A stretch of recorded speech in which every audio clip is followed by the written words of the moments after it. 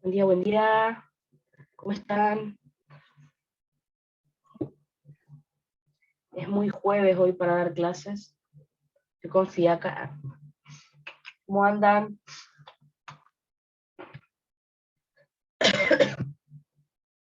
Hello, hello. Bueno. Bueno, vamos a continuar entonces donde nos habíamos quedado. Recuerden que en la clase anterior yo ya les había explicado todo lo que tenían que saber sobre el funcionamiento de la hemostasia, ¿está? Así que, ¿qué vamos a hacer en la clase de hoy? En la clase de hoy vamos a ver, primero, sustancias que me puedan inhibir alguna de las fases de la coagulación que yo les estuve mostrando. Una vez que estudiemos eso, vamos a estudiar el coagulograma, es decir, cuáles son las pruebas que se incluyen en un coagulograma de rutina, con los valores normales, cómo se hace cada prueba, y después sí, vamos a ver las patologías, las enfermedades que me puedan afectar a la hemostasia. Así que eso es lo que tenemos que hacer en la clase de hoy. A ver, perfecto. Entonces, vamos a empezar viendo cuáles son las sustancias que me van a afectar a la hemostasia. Que me van a afectar a la hemostasia, a la coagulación. La vamos a dividir en 3 grupos, o en 4 si quieren. Vamos a tener a los antiagregantes. Antiagregantes le vamos a llamar a todas aquellas sustancias que me inhiban alguna parte de la hemostasia primaria que nosotros estuvimos estudiando. ¿Está? Le vamos a llamar sustancias anticoagulantes a cualquier sustancia que me inhiba cualquier parte de la hemostasia secundaria, es decir, alguna parte de la cascada de coagulación. Vamos a hablar de fibrinolíticos cuando hablemos de aquellas sustancias que estimulan, que favorecen la fibrinolisis, es decir, la lisis del coágulo, que recuerden que igual en la clase de ayer ya estuvimos estudiando. Y vamos a hablar de antifibrinolíticos cuando hablemos de sustancias, ya sean fármacos o sustancias naturales, que me inhiban la fibrinolisis. ¿Está? Ya saben que lo que más el profe suele tomar son los antiagregantes o los anticoagulantes. Por ejemplo, de los antiagregantes, la aspirina es la que ustedes más conocen. De los anticoagulantes, por ejemplo, habrán escuchado hablar de la heparina. ¿Está? Así que casi siempre las mismas drogas son las que el profe suele tomar. ¿Está? Entonces, vamos a comenzar primero con los antiagregantes. ¿Está? Eri, ¿Sí? buen día, ¿cómo estás? Yo estaba leyendo ayer sobre la cascada y yo vi que el profe habló sobre un shunt que hay entre el factor 7A, que le activa el factor 10 y el factor 9, ¿puede ser? El factor 10 es de la vía común, el factor 10. ¿Está? No, la verdad que no sé a qué se refiere el profe. La verdad, si te soy sincera, lo que sí sé es que la vía extrínseca puede activar a la vía intrínseca por medio del factor 9.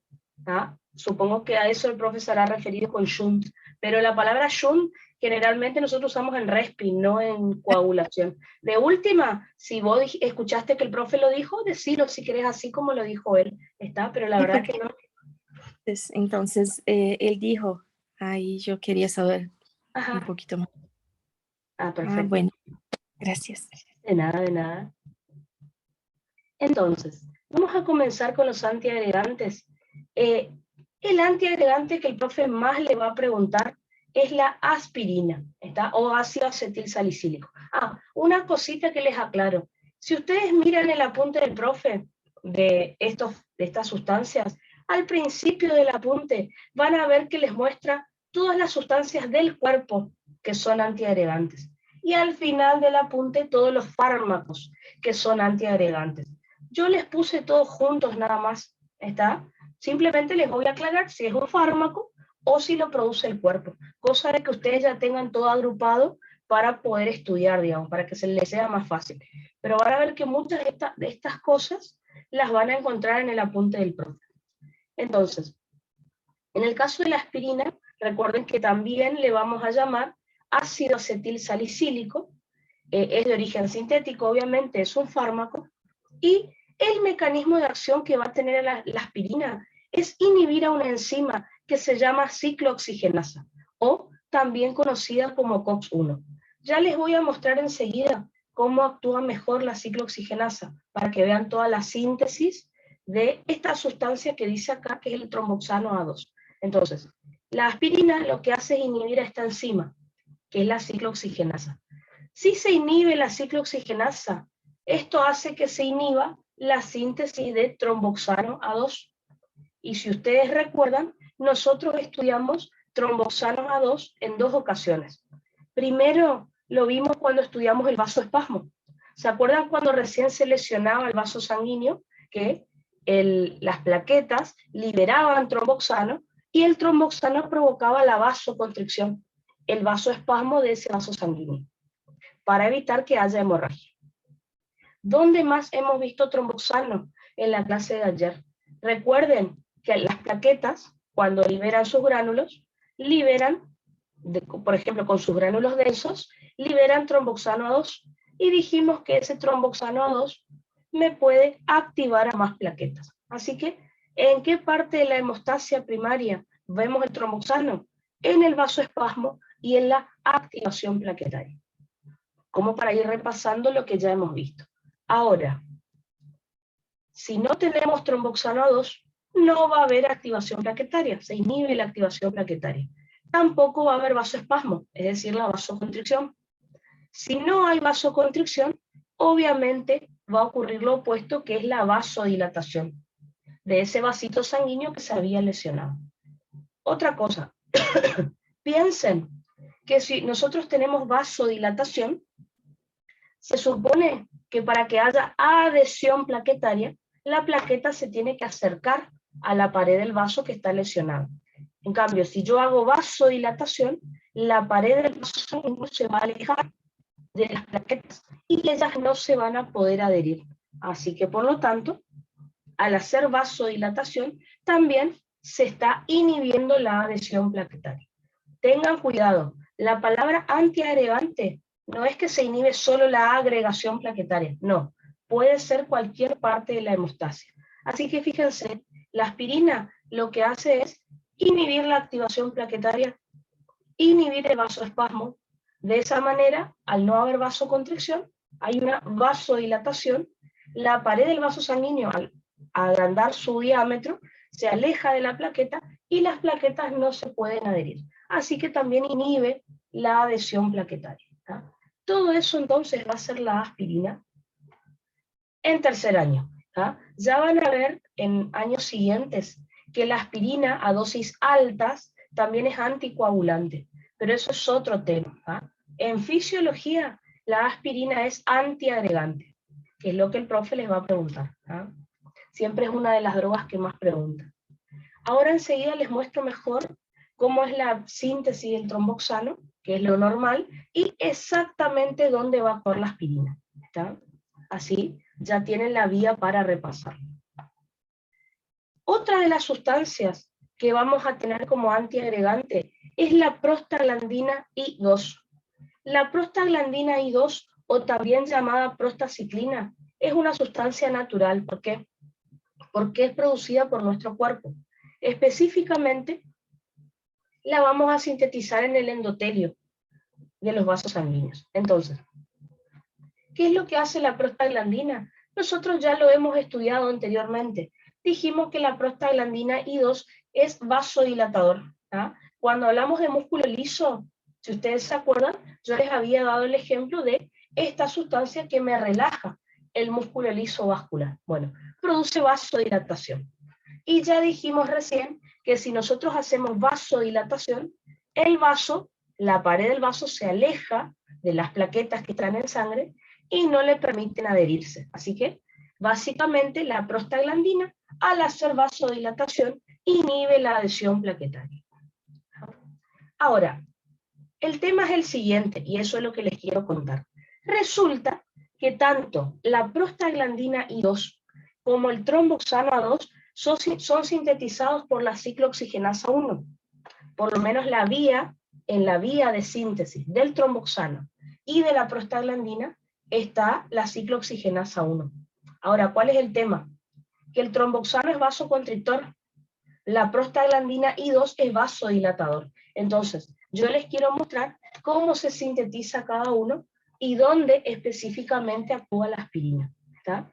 Entonces, tanto para la síntesis del tromboxano A2 como de la prostaglandina I2 se utiliza la vía del ácido araquidónico. ¿Está? Así se llama la vía que se utiliza para la síntesis de estas dos sustancias. Entonces, ¿cuál es la diferencia? Que la vía del ácido araquidónico, si la realizamos en plaquetas, se sintetiza el tromboxano A2. En cambio, la vía del ácido araquidónico, si se realiza en las células endoteliales del vaso sanguíneo, se sintetiza prostaglandina I2. La síntesis es casi la misma, a diferencia de una sola enzima. ¿Está? Les voy a mostrar. Fíjense acá, antes de que les explique, tanto acá, en la plaqueta, como en la célula endotelial, fíjense que yo tengo a la ciclooxigenasa 1. Así que ya vamos a ver qué preguntas nos van a surgir cuando yo les explique esto. ¿Ah? Entonces, ¿cómo se sintetiza el tromboxano A2? Que es lo que yo les conté recién. El tromboxano A2 se sintetiza en las plaquetas. ¿Se acuerdan que luego se almacenaba en los gránulos densos de las plaquetas? Entonces, en las plaquetas va a ocurrir lo siguiente. Los fosfolípidos de la membrana de la plaqueta van a ser atacados por una enzima que es la fosfolipasa A2 o PLA2 y se forma el ácido araquidónico. Por eso esta vía se llama vía del ácido araquidónico. Luego, el ácido araquidónico, por medio de la COX-1, o sea, de la ciclooxigenasa 1, se convierte en prostaglandina G2 y prostaglandina H2. Por último, la prostaglandina G2 y la prostaglandina H2, por medio de la enzima tromboxano sintetasa, se van a convertir en tromboxano A2. ¿Está? Y como ya sabemos, dijimos que el tromboxano A2 produce vasoespasmo, normalmente, ¿está? Y produce activación plaquetaria. Al ser liberado por una plaqueta, se une a los receptores de la otra plaqueta y la activa. ¿Está? Eso es lo normal entonces. Acuérdense, entonces vamos a usar el vasoconstrictor principalmente, ¿no? Si nosotros explicamos la vía del ácido araquidónico en la célula endotelial, no se va a sintetizar tromboxano, se va a sintetizar prostaglandina I2. Fíjense que la vía es más o menos lo mismo. Los fosfolípidos de la membrana plasmática de la célula endotelial son atacados por la fosfolipasa 2 y se convierten en ácido araquidónico. El ácido araquidónico, por la ciclooxigenasa 1, se convierte en prostaglandina G2 y prostaglandina H2. Y acá está la diferencia con lo que ocurre en las plaquetas. Las prostaglandinas G2 y H2, por medio de la prostaciclina sintetasa, se convierten en prostaglandina I2, ¿tá? Que es un vasodilatador, no es vasoconstrictor como el tromboxano A2. ¿Está? Entonces, nosotros hace un ratito hablamos de el tromboxano A2 y de la prostaglandina I2. La pregunta es, y es la que ustedes se estarán haciendo en este momento. Yo les dije recién que la aspirina inhibe a la ciclooxigenasa. Entonces la pregunta es, yo les dije, bueno, la prostaglandina inhibe acá, ¿ven? A la COX-1. Pero acá también tenemos COX-1 en la célula endotelial. Entonces la pregunta es, ¿por qué la aspirina inhibe solo la síntesis de tromboxano y no inhibe la síntesis de prostaglandina I2 en la célula endotelial, si es la misma enzima? Esa es la pregunta que yo les hago y que el profe también les va a hacer. ¿Está? Si la enzima es la misma, ¿qué diferencia hay en esta COX-1 y entre esta otra? No hay ninguna diferencia. ¿Está? La diferencia está en que las plaquetas no tienen núcleo. Entonces, les comento lo siguiente. La aspirina inhibe a esta COX-1 que yo les mostré acá, en la plaqueta. ¿Cuál es el problema? ustedes piensen que la COX-1 es una enzima. Necesita ser sintetizada a partir de ADN, ¿no es cierto? ADN que se transforma en ARN, ARN que se transforma en proteína. Bueno, cuando la aspirina inhibe a la COX-1, la inhibe de forma irreversible. Entonces, todas las ciclooxigenasas de esa plaqueta ya no sirven más. ¿Cuál es el problema? Esa plaqueta tampoco tiene núcleo para sintetizar más ciclooxigenasa. Así que, una vez que yo inhibo a la COX-1 de esta plaqueta, los 7 a 10 días que viva la plaqueta, no va a poder sintetizar más tromboxano A2. Por eso, no va a haber vasoconstricción ni activación plaquetaria. Y por eso la aspirina es un antiagregante, ¿está? Porque inhibe la síntesis de este tromboxano A2.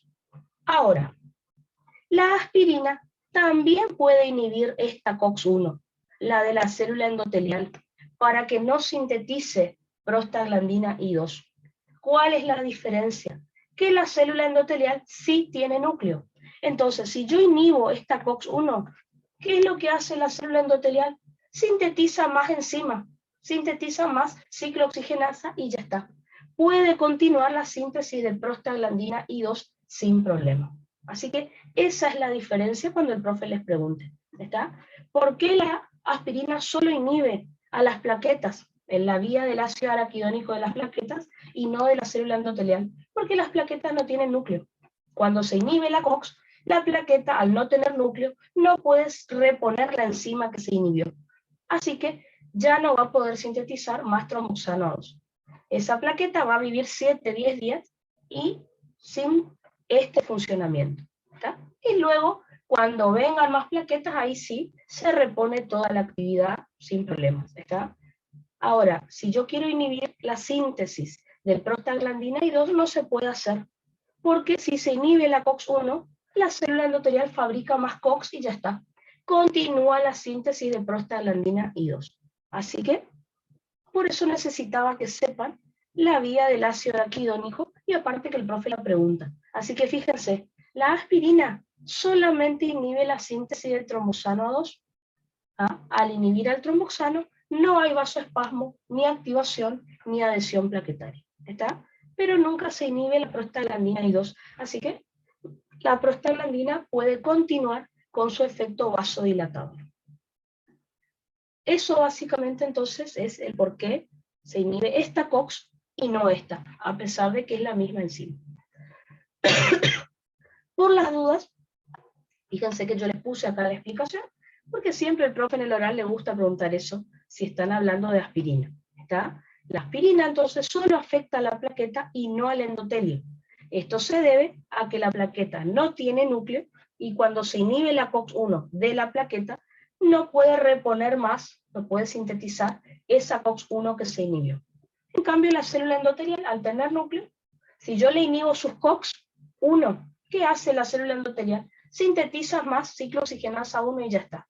Puede continuar con su vía del ácido araquidónico, sin problemas. Entonces recuerden, siempre que yo haga vasodilatación, eso me va a alejar la pared del vaso sanguíneo de las plaquetas que están en sangre y les va a costar adherirse. Así que todas las sustancias que ustedes vean que son vasodilatadores son antiagregantes, impiden alguna parte de la hemostasia primaria, ¿no?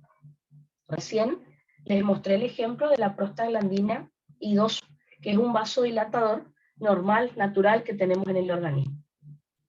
Otro vasodilatador natural que tenemos en el organismo es el óxido nítrico, o también lo pueden encontrar con sus siglas NO o ON. ON, no, cualquiera de las dos siglas está bien.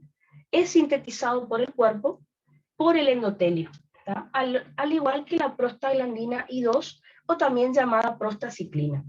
¿Cómo se llama la vía de síntesis del óxido nítrico? Recuerden que se llama vía de la L-arginina. Entonces, la vía del ácido araquidónico sirve para la síntesis de tromboxano, A2 y de prostaglandina I2. Recuerden que la del tromboxano es la que es inhibida por la aspirina, ¿tá?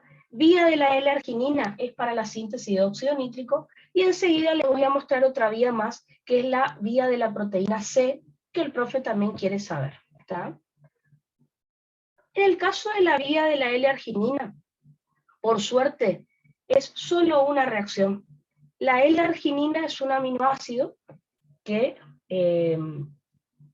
vamos a tener en la membrana plasmática de la célula endotelial. Esta L-arginina va a ser atacada por la enzima sintetasa de óxido nítrico endotelial, o más conocida como ENOS. ¿Ah?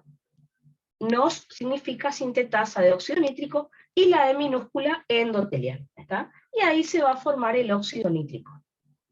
Entonces, el óxido nítrico, recuerden, por su mecanismo de acción, que es uniéndose a un receptor intracelular con actividad de guanilato ciclasa. Recuerden que la guanilato ciclasa convierte GTP en GMP cíclico. Recuerden que el GMP cíclico me activa a una proteína quinasa G, y esta proteína quinasa G se va a encargar de fosforilar canales de calcio en el músculo liso. ¿Está? Al fosforilar estos canales de calcio en el músculo liso, no va a entrar calcio al músculo y no va a haber vasoconstricción. ¿Está? Por el contrario, va a haber vasodilatación. Recuerden que yo les dije, si hacemos vasodilatación, la pared del vaso se aleja de las plaquetas que están en sangre. ¿Ah? Fíjense, si yo hago vasoconstricción, el vaso se acerca a la plaqueta se puede adherir más fácilmente. Si el vaso hace esto, la pared del propio vaso se aleja de las plaquetas y se dificulta la adhesión, que era uno de los pasos en la hemostasia primaria.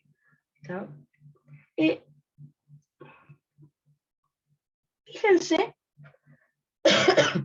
fíjense por las dudas en Bioki, ¿qué es lo que ustedes vieron cuando vieron óxido nítrico? ¿Por qué?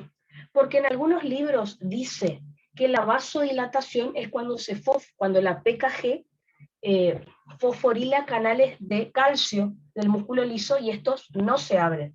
Si no se abren estos canales de calcio, no entra calcio al músculo y no hay contracción. ¿Tá? Por eso hay vasodilatación.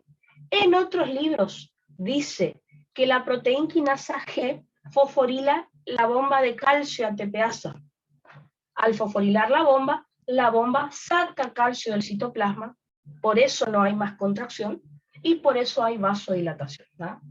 Entonces, de última, explíquenlo como ustedes lo vieron en Bioki, porque hay esas dos opciones, digamos.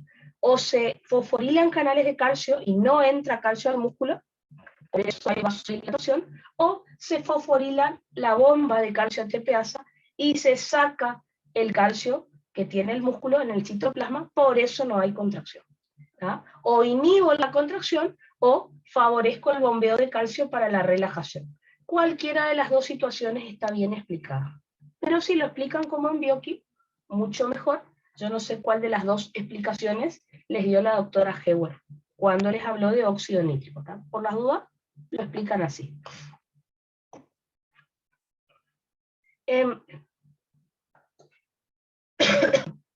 Otras drogas, en este caso son drogas, la que les voy a contar, otras sustancias que van a funcionar como antiagregantes, vamos a tener el clopidogrel. Ustedes recuerdan que el profe pregunta, en el examen ya preguntó aspirina, ya preguntó clopidogrel. El plasugrel y la ticlopidina pertenecen a la misma familia, ¿está? Todas son drogas, o sea, son de origen sintético. ¿Cuál es su mecanismo de acción? Inhibir al receptor de ADP.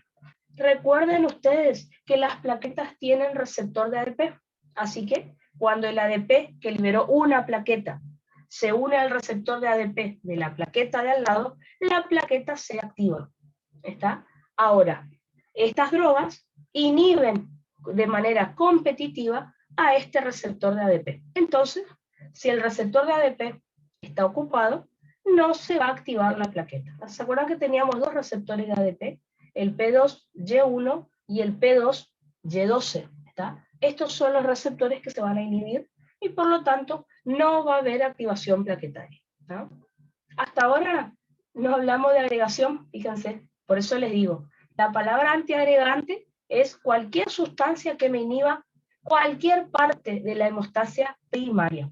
Adhesión, agregación, vasoespasmo, cualquiera de ellas. ¿Tá? Y por último, vamos a tener drogas relativamente nuevas, hace unos años recién se crearon, como por ejemplo el abscisimmab, el cifrafibam, el orofibam, el semilofibam y el eptifibatide.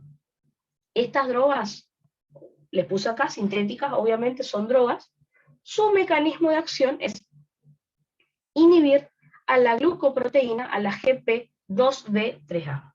Recuerden ustedes que la GP2B3A me servía para la agregación plaquetaria, es decir, para que las plaquetas se unan entre sí a través de esta GP2B3A, y en el medio recuerden que estaban el fibrinógeno o la fibronectina. Así que recuerden que la agregación plaquetaria era indirecta, ¿ah? Había una sustancia en el medio. Bueno, estas drogas que les estoy nombrando, ¿por qué son antiagregantes? Porque justamente se unen a la GP2B3A e impide que pueda agregarse las plaquetas. ¿Ah? Así que, de todo lo que estudiamos, fíjense que recién estas drogas inhiben la agregación realmente.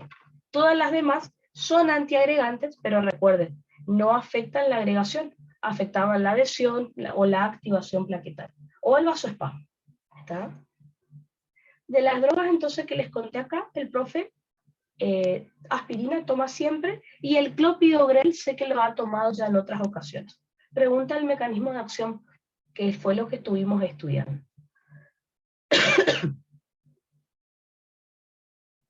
Eso sería entonces en cuanto a los antiagregantes, ¿tá? Drogas que inhiben cualquier parte de la hemostasia primaria. Ahora vamos a estudiar a los anticoagulantes. Recuerden, anticoagulantes son todas aquellas sustancias que me inhiben cualquier fase de la hemostasia secundaria. Recuerden que la hemostasia secundaria hemos visto la vía intrínseca, la vía extrínseca y la vía común. ¿Está? Así que cualquiera de esos factores que participe, si es inhibido por alguna sustancia, esa sustancia tiene efecto anticoagulante. Una de las sustancias que les tengo que nombrar es el TFPI en inglés o IVFT en español. ¿Qué significa esto? Es el inhibidor de la vía del factor tisular. Esta es una sustancia natural, o sea, el inhibidor de la vía del factor tisular es producido por el organismo. Entonces, fíjense que nosotros en nuestro cuerpo tenemos antiagregantes y también tenemos anticoagulantes. Y después les voy a nombrar drogas también. El inhibidor de la vía del factor tisular es producido por el endotelio también. Recuerden, el endotelio hasta ahora produce óxido nítrico, produce prostaglandina I2, que ambos son antiagregantes, y fíjense que también produce inhibidor de la vía del factor tisular, ¿está? Que en este caso es anticoagulante. Como dice su nombre, ¿cuál va a ser el mecanismo de acción del inhibidor de la vía del factor tisular? Recuerden que el factor tisular era el factor 3, que participaba de la vía extrínseca de la coagulación. Les recuerdo, el factor 3 era el que se liberaba hacia la sangre cuando se rompía el endotelio, y ahí convertía el factor 7 en 7 activado, para que el factor 7 activado pueda formar la tenaza extrínseca, que era un complejo enzimático. Entonces, ¿qué hace el inhibidor de la vía del factor tisular? Inhibe al complejo formado por el factor 3 y el 7. Recuerden que el factor 3 se tenía que unir al 7 para activarlo. Bueno, el inhibidor de la vía inhibe a estos dos factores cuando están juntos. Por lo tanto, se inhibe la vía extrínseca. ¿Está? De todas maneras, in vivo, recuerden que la vía extrínseca era más importante que la intrínseca. ¿Está? Así que esa vía se va a inhibir. Ahora, fíjense lo que puse acá. Trombina. Y ustedes se van a poner a pensar y me van a decir, Hermi, pero ayer dijiste que la trombina formaba el coágulo. Ahora me estás diciendo que la trombina es anticoagulante. La trombina hace las dos cosas. Depende de cómo esté en sangre. La trombina, cuando está sola, cuando no está unida a otra sustancia, es procoagulante. Ya vamos a repasar enseguida, pero si se acuerdan, en la clase de ayer yo les dije que la trombina tenía 5 funciones. Bueno, ahora le tenemos que agregar más. ¿Está? Esperen que prendo mi lucecita y les muestro. A ver. Entonces, les muestro lo que dijimos ayer, para que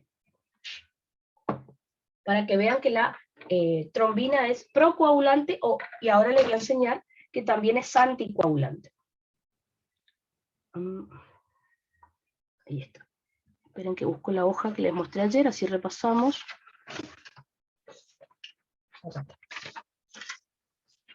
Entonces, si se acuerdan, yo ayer les hablé de la trombina. ¿Por qué les dije que la trombina es procoagulante? Porque si ustedes recuerdan, la trombina me convertía al factor 8 en 8 activado. Dijimos que también me convertía al factor 5 en 5 activado. También les comenté que la trombina convierte el fibrinógeno en monómeros de fibrina, transforma el factor 13 en 13 activado y también, junto con el factor 13, convierte a los monómeros de fibrina en polímero de fibrina. Entonces, fíjense, ¿qué significa que la trombina es procoagulante? Que favorece la coagulación, es decir, la formación del coágulo. Eso es lo que les dije ayer. Hoy les digo que la trombina también es anticoagulante. Vamos a ver por qué. Si ustedes se fijan acá, en todo momento que yo les hablé de la trombina estaba sola. Ahora, si la trombina está unida a otras sustancias, que son 4 en realidad las que van a estar unidas, la trombina y 3 sustancias más, esto se llama vía de la proteína C. Y en ese caso, cuando la trombina está unida a otras sustancias, es anticoagulante. Les muestro cómo es la vía de la proteína C, porque es bastante fácil. Siempre que el endotelio esté sano, la trombina generalmente funciona como anticoagulante. Es lo más común. Entonces, vamos a suponer que yo acá tengo mi endotelio. Mi endotelio está sano, no se rompió. ¿Está? Tengo el endotelio. Vamos a suponer que acá está la luz del vaso sanguíneo. A ver. Entonces, yo tengo mi célula endotelial, está sana. La célula endotelial en contacto con la sangre que estaría acá, cuando está sana, las células endoteliales en su membrana tienen una proteína adherida a la membrana en contacto con la luz, que esa proteína se llama trombomodulina, o la sigla con la que la van a encontrar es TM. Así que endotelio sano tiene en su membrana, en contacto con la sangre, una proteína llamada trombomodulina.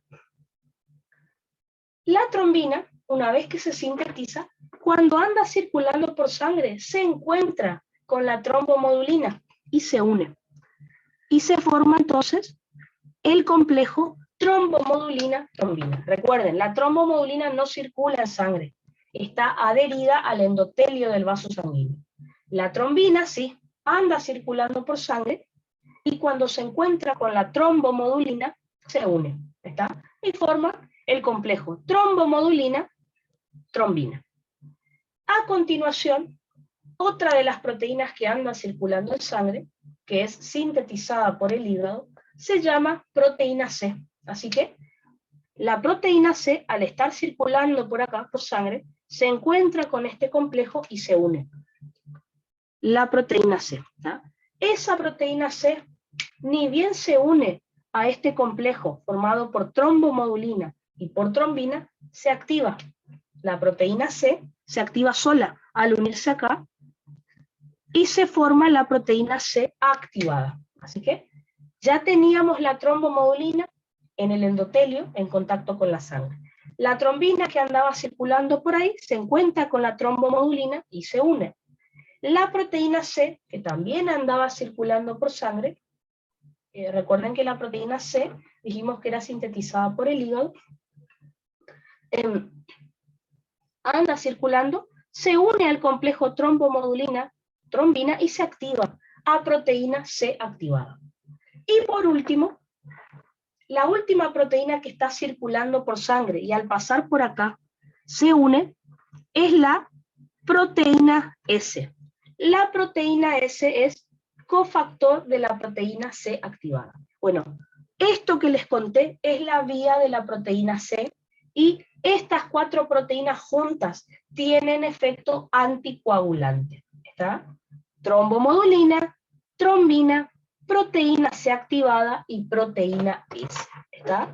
No es tan complicado, ya les muestro a qué parte de la coagulación van a inhibir todas estas proteínas. ¿Está? A ver.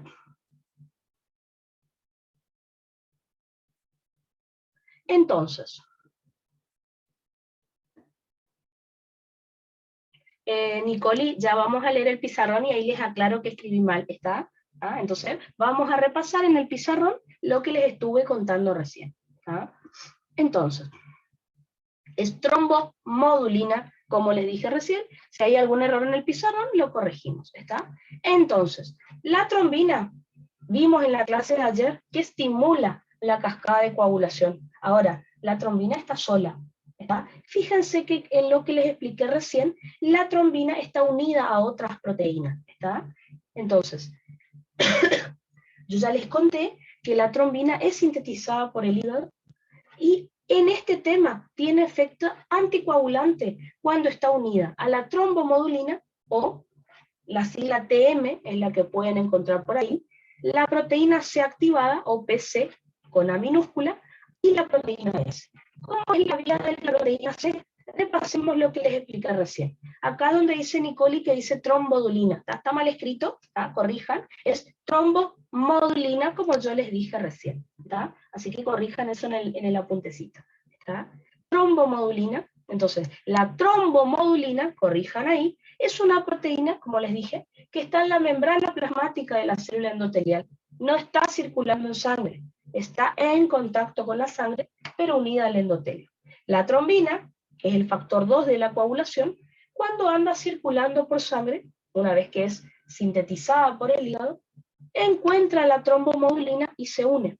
Y se forma el complejo trombomodulina-trombina. A continuación, la proteína C, que también es una proteína sintetizada por el hígado, se une al complejo trombomodulina-trombina y ahí ella se activa. Al unirse a la trombomodulina y la trombina se activa a proteína C activada. Por último, la proteína S, que también es sintetizada por el hígado, se une a la proteína C activada como cofactor. Entonces, bueno, lo que les dibujé recién lo tenemos acá, ¿ven? Tenemos la célula endotelial, la trombomodulina, la trombina, la proteína C activada y la proteína S. Todo ese complejo de proteínas, el complejo trombomodulina, trombina, proteína C activada y proteína S, tienen efecto anticoagulante. ¿De qué manera? Inhiben al factor 5. Recuerden que el factor 5 forma parte de la vía común. Formaba la protrombinasa cuando no estaba inhibido. Se inhibe el factor 8. Recuerden que el factor 8 forma parte de la vía intrínseca. Si se acuerdan, era el que cuando estaba activado formaba la tenasa intrínseca. E inhibe a los factores 3 y 7 de la vía extrínseca. El factor 7, por ejemplo, cuando estaba activado, formaba la tenasa extrínseca. Entonces, fíjense, ayer dijimos que la trombina activa el factor 5, activa el factor 8, cuando está sola. Cuando está unida a trombomodulina, proteína C activada y proteína S, tiene efectos anticoagulantes, porque inhibe al 5 e inhibe al 8. ¿Está? Entonces, acá tienen la lista de todas las funciones que tiene la trombina. Las que dimos ayer, más la que le agregamos hoy. Entonces, ayer yo les dije que la trombina tiene función procoagulante, o sea, participa en la cascada de coagulación, forma el coágulo, el trombo rojo. ¿De qué manera? Convertía el fibrinógeno en monómeros de fibrina, o sea, el factor 1, en factor 1 activado, luego convertía los monómeros de fibrina en polímeros de fibrina, ¿se acuerdan? Esa malla o red que me terminaba atrapando los glóbulos rojos, blancos y plaquetas, y formaba el coágulo. Transformaba el factor 13 en 13 activado. Activaba el factor 5, lo transformaba en 5 activado. Activaba el factor 8 a 8 activado. ¿Tá? Pero cuando está formando parte de la vía de la proteína C, inhibe al factor 5, inhibe al factor 8 e inhibe a los factores 3 y 8. Ahí es anticoagulante. Cuando está sola es procoagulante, cuando está unida a proteína C, proteína S y trombomodulina es anticoagulante. Y también les dije ayer que favorece la activación plaquetaria. Recuerden que la trombina se puede unir a los receptores de trombina que tiene la plaqueta y la van a activar. Así que podemos decir que también es proagregante. Favorece la formación del trombo blanco, favorece la formación del coágulo, del trombo rojo. Pero si el endotelio está sano, en realidad tiene efecto anticoagulante. ¿Ah? Así que como pueden ver, la trombina tiene muchísimas funciones, dependiendo de qué tema estén hablando. Ahora, quiero que se imaginen esto. Miren acá, es una boludez igual lo que les voy a mostrar. Piensen en esto. Si el endotelio se rompe, justamente al lesionarse el vaso sanguíneo, si el endotelio se rompe, no va a estar la trombomodulina. Por lo tanto, no se va a poder formar esta vía de la proteína C. Y por eso ahí la trombina anda sola, que es lo que les conté ayer. Entonces, siempre que el endotelio esté sano, si no se rompió, si no hubo lesión de vaso sanguíneo, va a estar la trombomodulina en contacto con la sangre. Se va a poder formar esta vía de la proteína C y ahí la trombina va a tener efecto anticoagulante. Ahora, si se desaparece el endotelio, fíjense, no voy a tener trombomodulina en contacto con la sangre. La trombina no va a poder formar este complejo. Y ahí sí, la trombina va a ser procoagulante, que fue lo que charlamos ayer. Ahí sí, me activaba de muchas maneras la cascada de coagulación. ¿Está? Otra cosa, yo tengo, ya que estamos, yo tengo todo, yo tengo un problemita en la sangre en donde yo tengo poca cantidad de proteína S y poca cantidad de proteína C. ¿Está? Es un problema, no es grave, es un problema genético, ¿está? Yo tengo bajas cantidades de proteína S y de proteína C en sangre. Entonces piensen, mi sangre tiene poco anticoagulante. ¿Qué problema voy a tener yo? Mi sangre tiene tendencia a formar coágulos sin que se lesione el vaso sanguíneo, por ejemplo. No es una enfermedad muy grave, sino que con otros factores yo podría tener coágulos en el cuerpo y bueno, me pasó hace 2 años, se me formó un coágulo en el cuerpo, fue a mis pulmones y me produjo un pequeño infarto pulmonar hace 2 años. ¿Está? No es cardíaco, es pulmonar y fue chiquitito, no fue nada grave. Pero fíjense, ustedes van a decir, ay, ¿será necesario que sepa todo esto? Sí, porque esto que les estoy explicando les sirve para entender patologías que van a estudiar en 5º año, por ejemplo. Hay una patología que van a estudiar en 5º año que se llama tromboembolismo pulmonar, que es cuando un coágulo va a los pulmones y tapa las arterias que irrigan al pulmón y parte de ese pulmón se puede morir, ¿está? Algunas partes. O se puede morir el pulmón completo, que eso sería un infarto pulmonar. Entonces, ¿qué pasa si el paciente tiene déficit de proteína C y déficit de proteína S? ¿Ah? No va a tener este efecto anticoagulante que yo les estoy contando. ¿Y qué va a pasar? Lo opuesto, se van a formar coágulos de la nada. ¿Tá? Ya vamos a hablar de eso en un ratito y les voy a volver a nombrar lo de las proteínas. ¿Tá? Es un tema importante, justamente.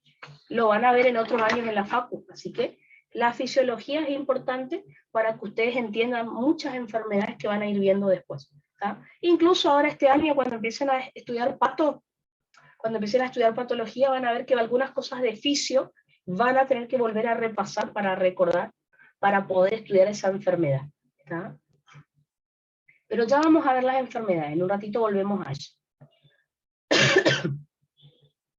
Así que, ojo con esto que está acá, un repasito de todas las funciones que tiene la trombina.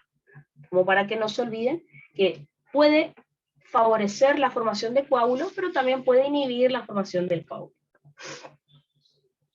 anticoagulante. Entonces, acá tienen otra de las sustancias anticoagulantes que les quería contar. Seguramente que se acuerdan de la heparina, ¿está? La heparina siempre se toma en los exámenes. Aspirina y heparina, clopidogrel, pero se retoma, ¿está? La heparina es una sustancia producida por el cuerpo, pero también es una droga, es sintética, ¿está? Entonces, yo puse acá que es de origen natural, porque es sintetizada por los mastocitos del hígado. Recuerden que mastocitos o células cebada es lo mismo, pero también es una droga. ¿Ah? Fíjense que esta droga se inyecta por vía intravenosa. Otra característica es que la heparina es un anticoagulante, tanto in vivo como in vitro. ¿Qué significa esto? Que si yo le inyecto heparina al paciente, lo puedo anticoagular.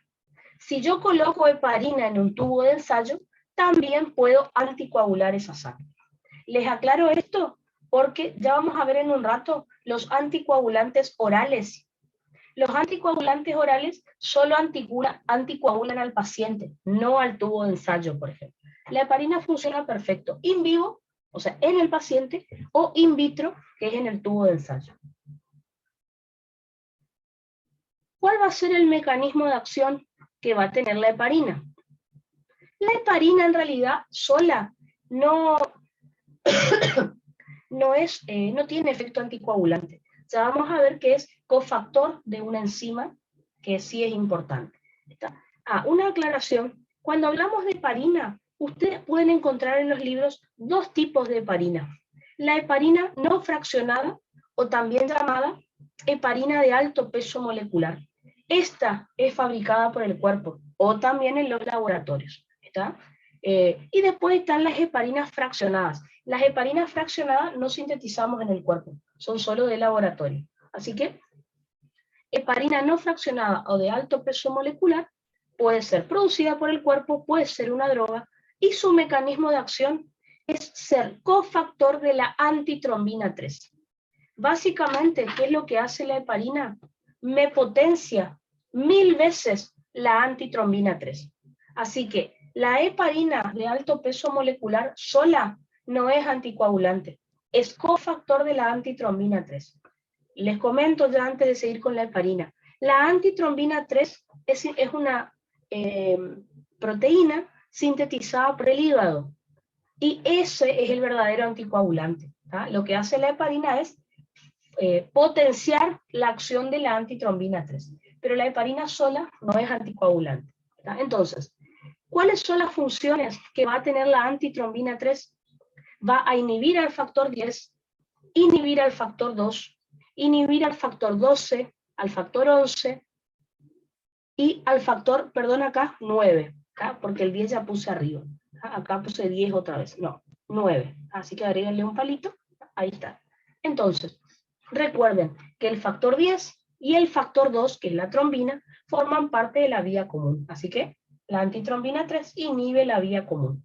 También inhibe al factor 12, al 11 y al 9. ¿Se acuerdan? El 12 activaba al 11, el 11 activaba al 9. Los tres factores que les estoy nombrando ahí forman parte de la vía intrínseca. Así que, como pueden ver, la antitrombina inhibe la vía intrínseca y la vía común. ¿Está? Factor 9, 10, 11, 12 y el 2 también. Emi, Sí. ¿puedes repetir la heparina sola? Que me La heparina sola dijimos que es cofactor de la antitrombina 3. ¿Qué significa esto? Que la heparina de alto peso molecular no es anticoagulante por sí sola. Al unirse a la antitrombina 3, la potencia, y la antitrombina 3 es el anticoagulante realmente. ¿Está? ¿Qué hace la antitrombina 3?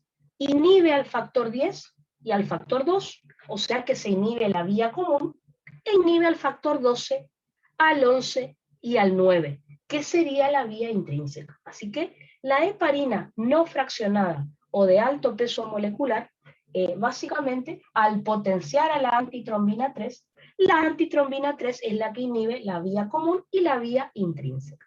¿Está? Eso es lo que tenemos en el cuerpo, y también hay heparinas que vienen como drogas, ¿no es cierto?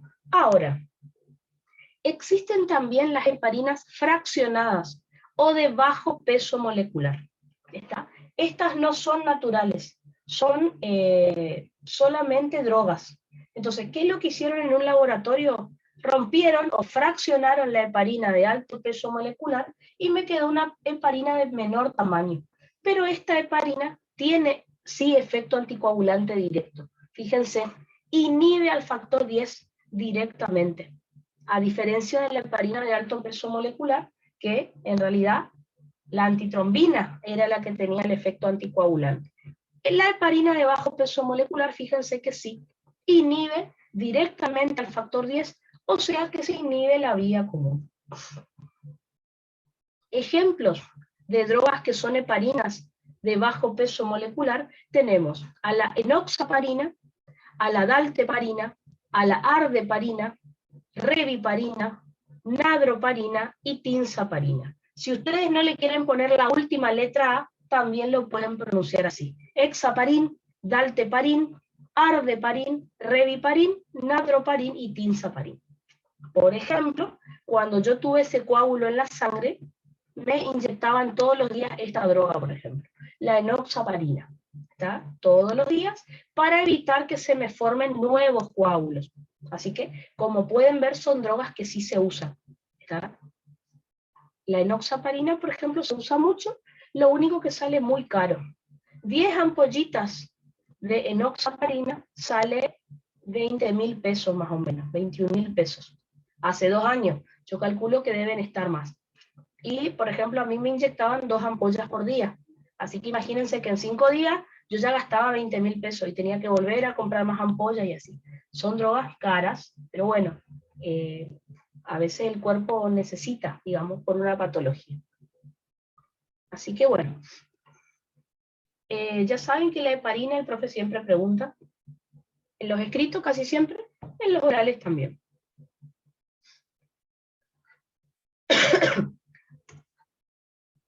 Recuerden, la heparina, yo no le puedo, ¿se acuerdan que le dije que las heparinas se inyectan? Se utilizan por vía intravenosa o intramuscular incluso. No le puedo dar al paciente por vía oral. ¿Por qué? Porque el pH ácido del estómago destruye esta heparina, así que no le puedo dar por vía oral. Por vía oral, yo le puedo dar al paciente los ACO, los anticoagulantes orales. Ojo, porque la sigla ACO también significa anticonceptivos orales, así que cuidado. En este caso son anticoagulantes orales. Estas son solamente drogas, le voy a dar al paciente por vía oral, son pastillas que el paciente puede tomar, pero solamente anticoagulan, son anticoagulantes in vivo. ¿Qué significa eso? Que solo le puedo dar a un paciente para anticoagularlo. Si yo pongo este anticoagulante en un tubo de ensayo, no produce anticoagulación. ¿Ah? Recuerden que la heparina sí producía anticoagulación in vivo e in vitro. En cambio, estos anticoagulantes orales solo anticoagulan pacientes, no tubos de ensayo. ¿Ah? Las drogas que ustedes pueden recordar acá son la warfarina, el acenocumarol y el dicumarol. ¿Está? Recuerden que el acenocumarol o el dicumarol, el profe ya lo ha preguntado en otra ocasión. ¿Está? Por favor, warfarina es un anticoagulante oral y todas las otras parinas son heparinas de bajo peso molecular. Cuidado porque el nombre les puede confundir. Warfarina es un anticoagulante oral. En algunos libros aparecen con este nombre, o el profe a veces los nombra así, como les pongo ahí en el chat, dicumarínicos. Entonces, los anticoagulantes orales también pueden aparecer como dicumarínicos, justamente por el dicumarol que está acá. Entonces, ¿cuáles van a ser, cuál va a ser el mecanismo de acción de los anticoagulantes orales? En realidad, son anticoagulantes orales indirectos. ¿Por qué? Porque no afectan directamente a los factores de coagulación. Fíjense lo que hacen los anticoagulantes orales. Inhiben a la vitamina K en el hígado. impiden que la vitamina K pueda cumplir su función.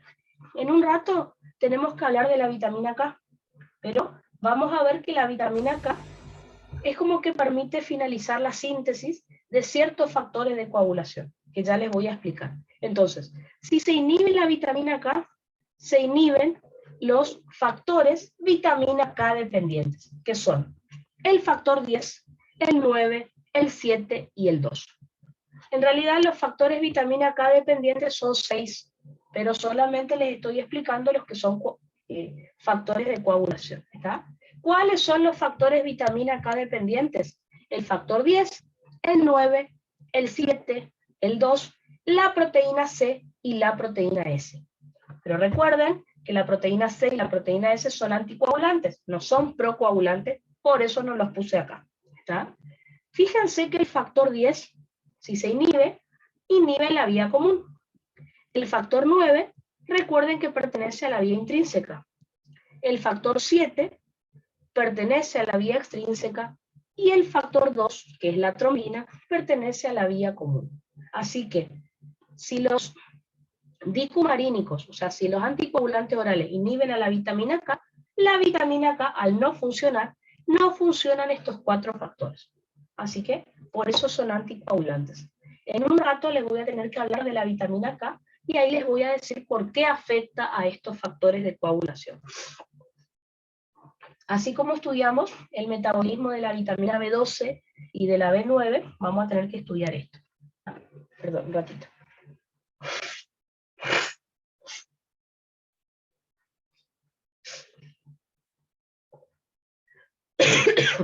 Entonces, como les dije recién, cuando hablamos de anticoagulantes orales, tienen efecto indirecto. ¿Por qué? Porque afectan a la vitamina K y al no funcionar la vitamina K, no funcionan esos 4 factores que yo les conté. Pero en los últimos años se crearon nuevas drogas, que son los DACO. ACO son entonces anticoagulantes orales y los DACO son los anticoagulantes orales directos. ¿Por qué? Porque no afectan a la vitamina K, sino que afectan directamente a ciertos factores de coagulación. Entonces, estos DACO, estos anticoagulantes orales directos, son drogas, son de origen sintético, también se administran por vía oral, como dice su nombre, y son 2 familias. Hay drogas que tienen la terminación gatran, por eso le llamamos, entre comillas, gatranes. ¿Ven? La droga que podemos recordar acá es el dabigatran. ¿Cuál va a ser el mecanismo de acción de los gatranes? Inhiben a la trombina, o sea, al factor 2 de la coagulación. Por lo tanto, se inhibe la vía común. ¿Ven? No actúa sobre la vitamina K, sino que directamente inhibe el factor 2. Por otro lado, tenemos a los sabanes. Y se llaman así porque la terminación del nombre de la droga es saban. Justamente, las drogas que podrían recordar acá son el apixaban, el edoxaban, el rivaroxaban. El rivaroxaban se usa mucho, yo lo he visto usar a pacientes, y el betrixaban. ¿Cuál va a ser el mecanismo de acción de estos sabanes? Inhiben al factor 10 de la coagulación, que ustedes ya saben que el factor 10 participa de la vía común. Así que,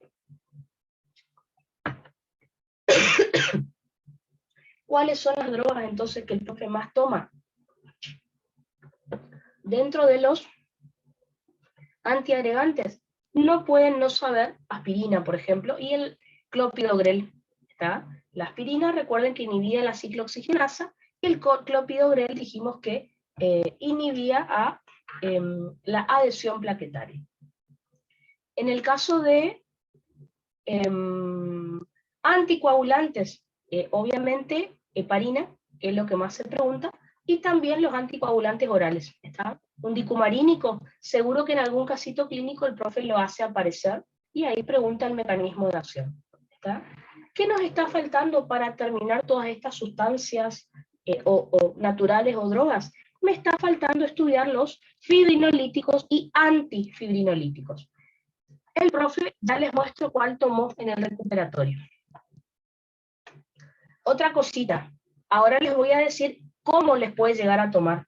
o les puede llegar a tomar como el mecanismo de acción. Por ejemplo, el mecanismo de acción de la aspirina es, y ahí ponen las opciones de diferentes mecanismos y ustedes van a elegir cuál es el mecanismo de esa droga. O si no, les puede dar un paciente y preguntarle qué droga le darían a ese paciente. Ya les cuento cuáles podrían ser las opciones.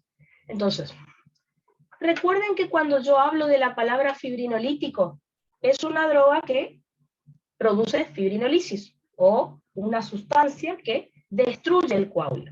Y antifibrinolítico es el inhibidor del fibrinolítico. Así que vamos a estudiar a ambos juntos. Algunos de los que les voy a contar ya los dimos en la clase anterior, así que lo vamos a repasar. Espérenme que...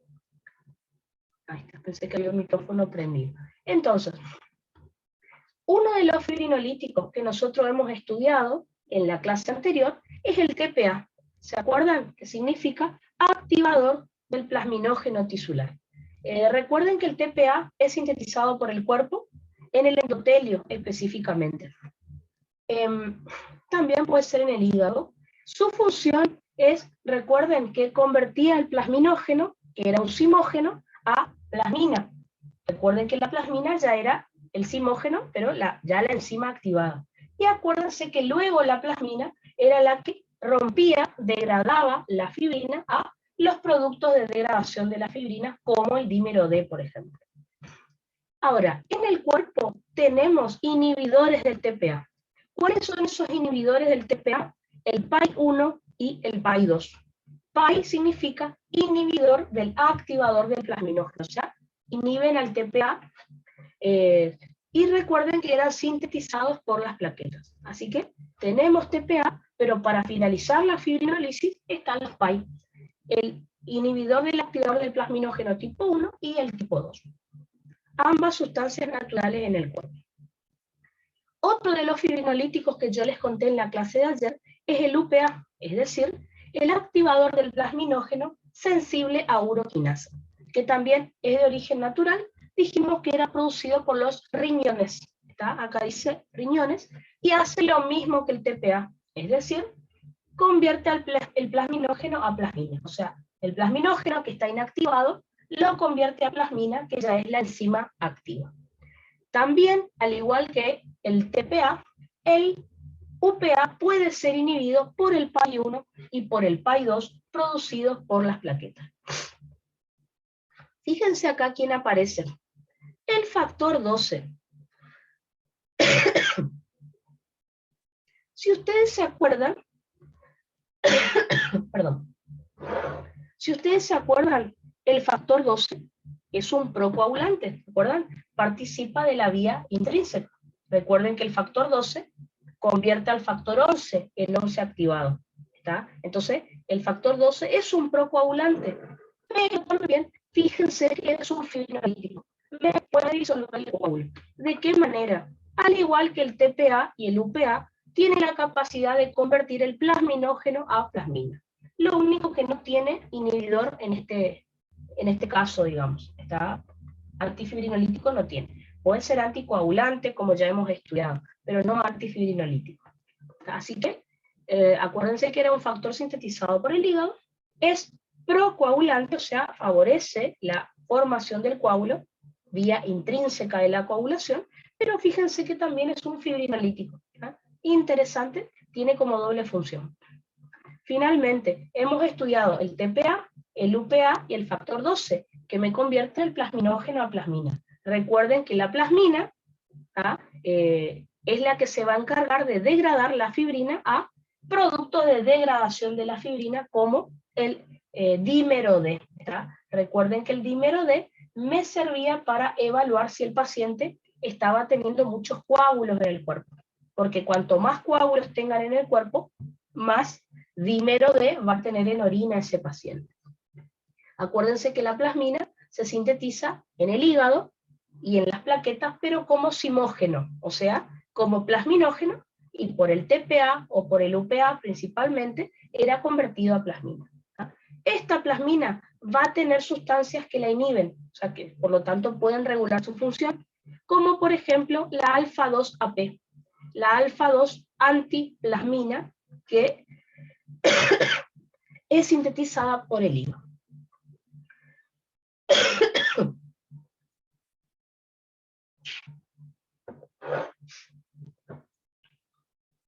Otras sustancias fibrinolíticas que podemos nombrar son la streptoquinasa y la estafiloquinasa. Estas son drogas, estas son de origen sintético y también me convierten el plasminógeno a plasmina, al igual que el TPA y que el UPA. No tienen inhibidor, o sea, no tienen antifibrinolítico. La streptoquinasa seguramente la habrán escuchado nombrar por ahí porque se usa como tratamiento para el infarto. Entonces, cuando a una persona se le forma un coágulo en una de las arterias coronarias, uno de los tratamientos es este, con drogas, ¿está? La streptoquinasa va a tratar de disolver ese coágulo que se formó en la zona, ¿está? Así que es tratamiento de infarto.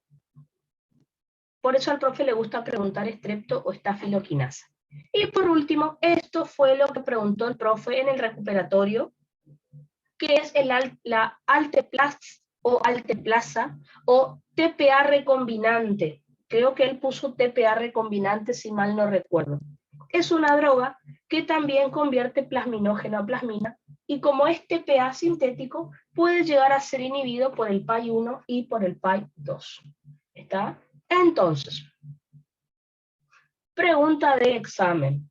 Si a una persona yo quiero evitar que se forme el coágulo, un paciente, quiero evitar que se formen coágulos, ¿qué sustancia les voy a dar?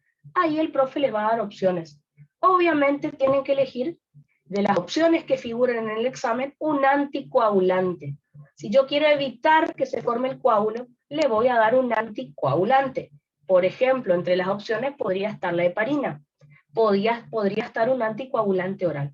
Ahora, si al paciente ya se le formó el coágulo, no le voy a dar anticoagulante si ya se formó el coágulo. ¿Qué le voy a dar? Le voy a dar un fibrinolítico. Eso fue lo que preguntó el profe. Era un casito clínico de un paciente que tenía un coágulo en el cuerpo, no recuerdo si era en la coronaria o dónde, y el profe les preguntaba a ustedes qué droga le daría. Y ponía, opción A, aspirina. La aspirina es un antiagregante. Obviamente ustedes me van a decir, Hermi, pero los pacientes que tuvieron infarto toman aspirina.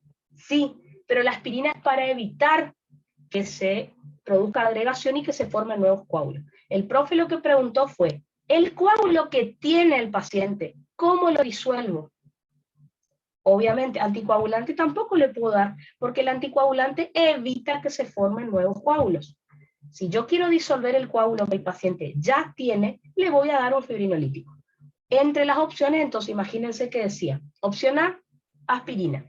Opción B, clopidogrel. Opción C, heparina. Opción D, TPA recombinante, o a veces en vez de TPA recombinante dice estáfilo o streptoquinasa. Si yo quiero disolver un coágulo, tengo que darle al paciente un fibrinolítico. Los que siempre el profe pide dentro de los exámenes es o el TPA recombinante o la estafiloquinasa o la streptoquinasa. ¿Tá? Ambas son drogas que se utilizan para disolver coágulos. TPA recombinante preguntó en el último examen. ¿Está? Estaban ahí las opciones. Bueno, ese me disuelve coágulos. Ahora, si el paciente tiene un infarto agudo de miocardio, generalmente se le da streptoquinasa. Se le transfunde, se le hace pasar por vía intravenosa y eso. O si no, seguramente conocen, no sé si conocen la palabra angioplastía o stent, seguramente que habrán en pacientes con problemas cardíacos habrán escuchado esas palabras. Bueno, a los pacientes con infarto o se le da esta droga, no se le puede dar en todos los infartos, pero en algunos tipos de infartos sí. Se le da esta droga, ya sea el TPA recombinante o la streptoquinasa, para disolver el coágulo. Si no puedo disolver el coágulo con una droga, le hago una angioplastía. ¿Qué sería eso? Le voy a meter como si fuera un resorte dentro del vaso sanguíneo. Ese resorte luego se abre y ahí me saca la obstrucción. Como que me meto donde está la obstrucción y trato de sacarla. Es como un resorte de metal, digamos. ¿Tá? O si no está el stent, que el stent es una cirugía en donde Como la sangre no puede pasar por ese vasito sanguíneo, se la desvía y se conecta esa parte del vaso con otro. Así la sangre tiene otro lugar por el cual ir, por ejemplo. ¿Está? Así que son diferentes formas. Así que fibrinolíticos es lo que le voy a dar para disolver el coágulo. Si no, se hace la angioplastía, se hace el stent. ¿Está? Pero bueno, eso es otra cosa. Así que tengan muy en cuenta a la hora de repasar aspirina, clopidogrel, heparina, los anticoagulantes orales, que sería, el profe les llama dicumarínicos, y dentro de los fibrinolíticos, vi que el profe preguntó el TPA recombinante, o también llamado alteplasa, y la estrepto o estafiloquinasa. ¿Ah? Esas son drogas, todo, sí, todo, exactamente. Ese es el problema. ¿No? Ahora, las drogas más raras, raro, hay veces que ha tomado, fíjense en las preguntas que yo les pasé, pero casi siempre toma aspirina, casi siempre toma heparina, las de siempre. Pero bueno, por las dudas tienen todas las drogas que aparecen en su apuntecito. En los orales lo mismo, les van a estar explicando hemostasia y les va a pedir algún ejemplo de una droga que inhiba la hemostasia primaria, dame ejemplo de una droga que inhiba la agregación plaquetaria, y ahí le van a hablar la que ustedes se acuerdan. ¿Está?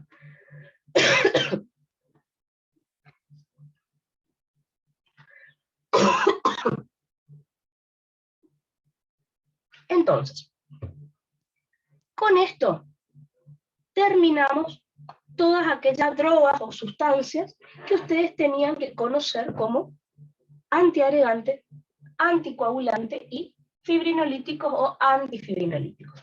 Entonces, el tema es el siguiente. A ustedes les va a tocar un caso clínico, ¿no es cierto? Habrán visto que en los exámenes Choice les tocaron casos clínicos. Hoy a la tarde les voy a mostrar algunos y vamos a sacar nuestras propias conclusiones. Entonces, en el caso clínico que a ustedes les va a tocar, lo más probable, que es lo que hizo el profe, es que les mostraba, por ejemplo, seguramente que en el caso clínico leyeron, por ejemplo, tiempo de sangría. El tiempo de sangría del paciente es tal. Seguramente que en alguno de los casos clínicos del recuperatorio habrán visto el KPTT. Seguramente que en alguno de los casos clínicos habrán visto el TT. ¿Ah? Son las tres pruebas que el profe más pone en sus casos clínicos. Él les da, a veces les pone el valor y ustedes ven si está normal o alterado, o a veces les dice, el KPTT está alargado. ¿Qué significa, por ejemplo? Bueno, en los orales el profe les toma el coagulograma. El coagulograma de rutina es un análisis de sangre que trae 8 valores, ¿ven? El coagulograma de rutina está formado por 8 pruebas. Eso preguntó el profe en los orales, ahora en diciembre. Quería que le digan cuáles eran las 8 pruebas que, no les decía, decime las 8, le decía, ¿cuáles son las pruebas que incluye el coagulograma de rutina? Son estas 8 que les voy a mostrar.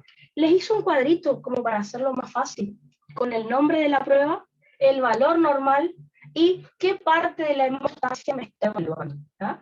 En el caso de que les toque esto en el oral, el profe va a querer que le expliquen cómo se hace la prueba.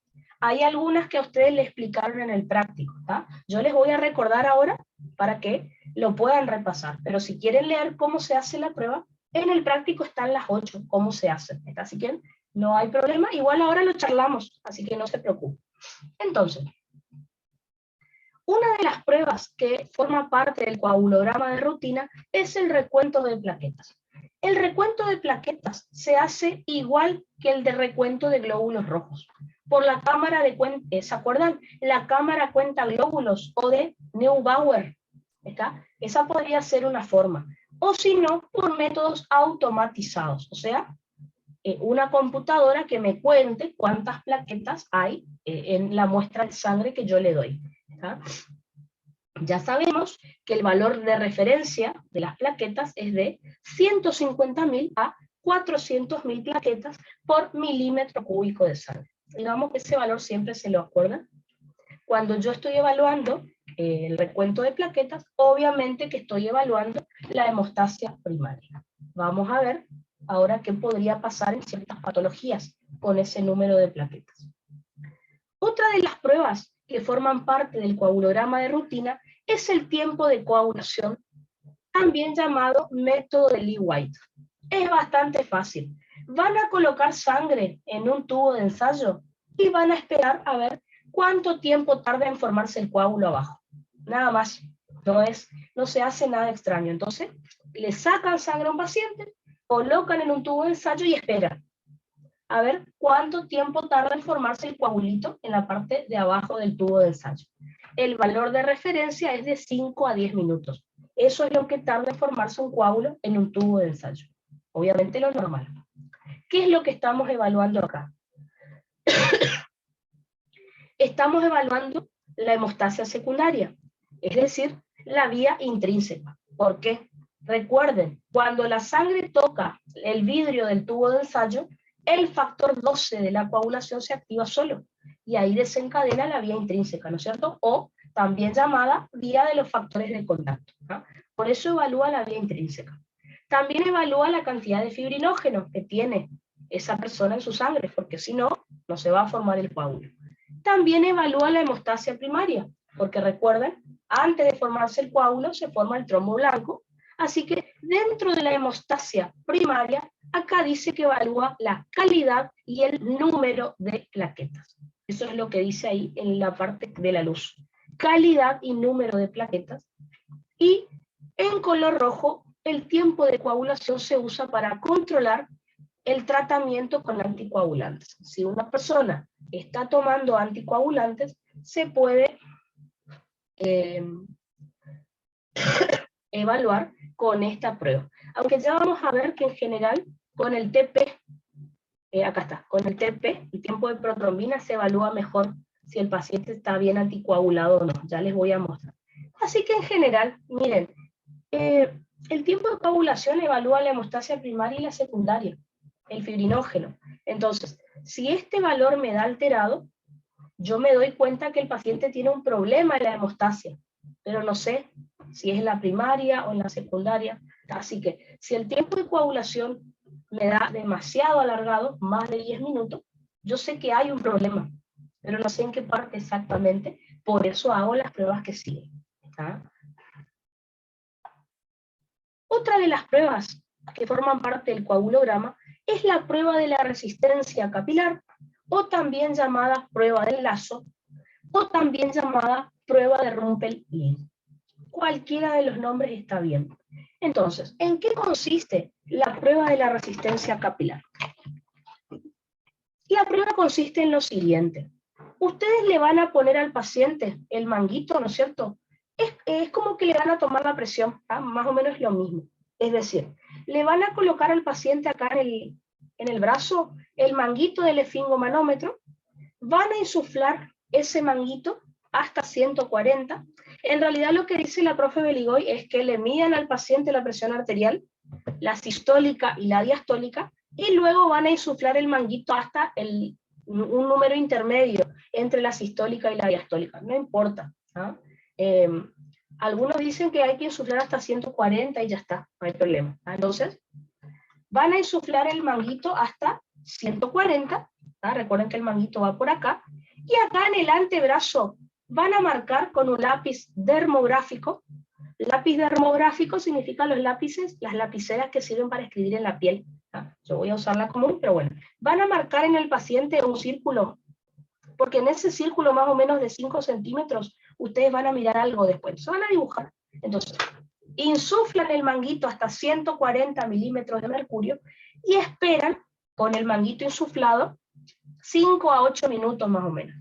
¿Tá? Entre 5 a 8 minutos. Obviamente, al paciente se le va a empezar a poner el brazo morado. ¿Sí? Y explíquenle que eso le va a pasar. Al paciente le va a empezar a doler, pero tiene que aguantar. ¿Está? Entonces, insuflo a 140, espero 5, 8 minutos, se va a poner morado el brazo del paciente porque le estoy colapsando una arteria, no se le va a morir el brazo, así que no se preocupen. Está, luego de esos 5 a 8 minutos, desinflan el manguito y acá en la zona del antebrazo aparecen puntitos rojos en el paciente.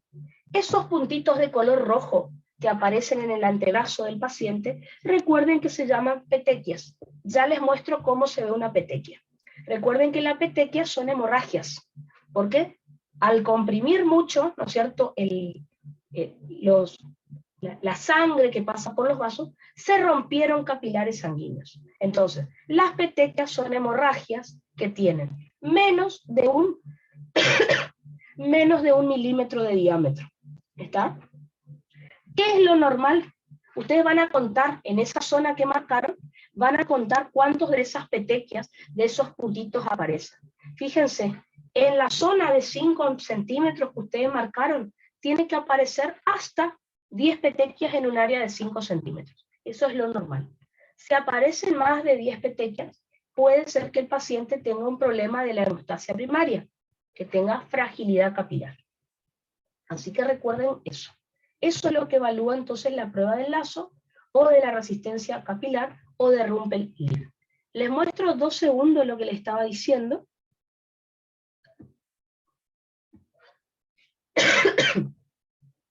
¿Pueden ver el dibujito ahí? El dibujito en la foto. Fíjense, acá está lo que yo les decía, ¿ven? Esto está muy abajo. En realidad, el manguito tiene que ir más arriba, y este redondo que nosotros marcamos acá se marca en el antebrazo, acá en la flexura del codo. ¿Está? No en el antebrazo, en la flexura del codo. Entonces, fíjense, van a insuflar el manguito hasta 140 milímetros de mercurio, y luego de 5 a 8 minutos van a ver cuántos de estos puntitos rojos van a aparecer en el antebrazo, en la flexura del codo del paciente. Hasta 10 petequias es lo normal. ¿Está? Fíjense, este paciente, el antebrazo, mire la cantidad de petequias que tiene. Todos esos puntitos que aparecen ahí son petequias, son muchísimas. Como ven, ahí ni necesitan contar, más de 10 hay seguro. Así que este paciente tiene un problema de hemostasia primaria, tiene fragilidad capilar, por eso tiene tantas petequias. ¿Ah? Así que, como pueden ver acá, la prueba del lazo me dio positivo. Este paciente tiene un problema de hemostasia primaria. ¿Está? Creo que esa era la última fotito. A ver, sí. Perfecto, entonces. Así que, más de 10 petequias en un área de 5 centímetros, en la flexura del codo, me indica que la prueba es positiva y que tenemos un trastorno de la hemostasia primaria. ¿Está? Ya vamos a ver en un rato qué enfermedad podría ser, si el paciente tiene esto. ¿Está? Eso sería entonces en cuanto a la prueba de la resistencia capilar, o prueba del lazo, o prueba de Rumpel-Lid. Otra de las pruebas que nosotros podemos evaluar en el coagulograma de rutina es el tiempo de hemorragia, o también llamado tiempo de sangría. El tiempo de hemorragia o tiempo de sangría se puede hacer por medio de 2 métodos. O tenemos el método de Ivy, se escribe Ivy, se dice Ivy, o tenemos el método de Duke. El valor normal que me tiene que dar este tiempo de hemorragia o tiempo de sangría es de 1 a 7 minutos, ¿tá? Y me va a evaluar la hemostasia primaria. Les muestro entonces cómo sería este tiempo de sangría, el método de Ivy o el método de Duke.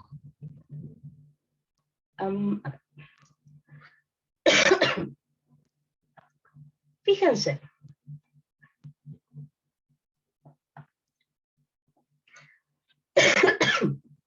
Estas fotos que les muestro acá, estas fotos que les muestro acá son las del método de Ivy. ¿En qué consiste el método de Ivy? Tengan cuidado, porque por ahí se pueden confundir con la prueba del lazo, y se usa también, fíjense, el manguito del esfingomanómetro, pero no hay que insuflar tanto. Entonces, lo que van a hacer ustedes, y ya vuelvo a este dibujo, lo que van a hacer en el método de Ivy es, de vuelta, van a colocar el manguito del esfingomanómetro sobre el brazo del paciente, pero lo van a insuflar hasta 40 milímetros de mercurio nada más. No lo vayan a insuflar hasta 140 porque, no sé, hasta 40 nada más, un poquito. Y después lo que vamos a hacer es hacer esta es la parte fea, van a hacer unos cortes, o algunos hacen pinchazos sobre el antebrazo del paciente.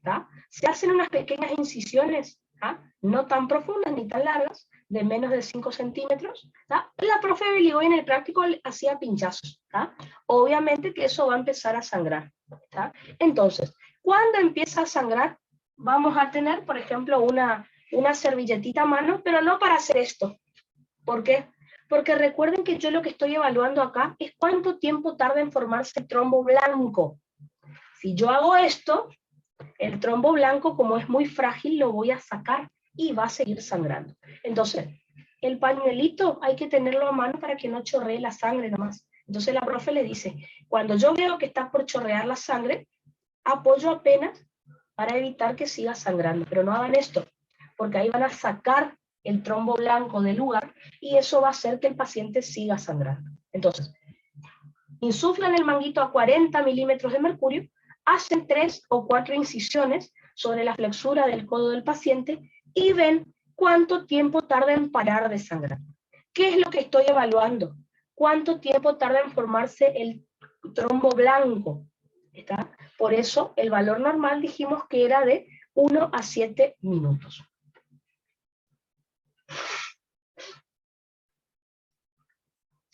Eso era el método de Ivy.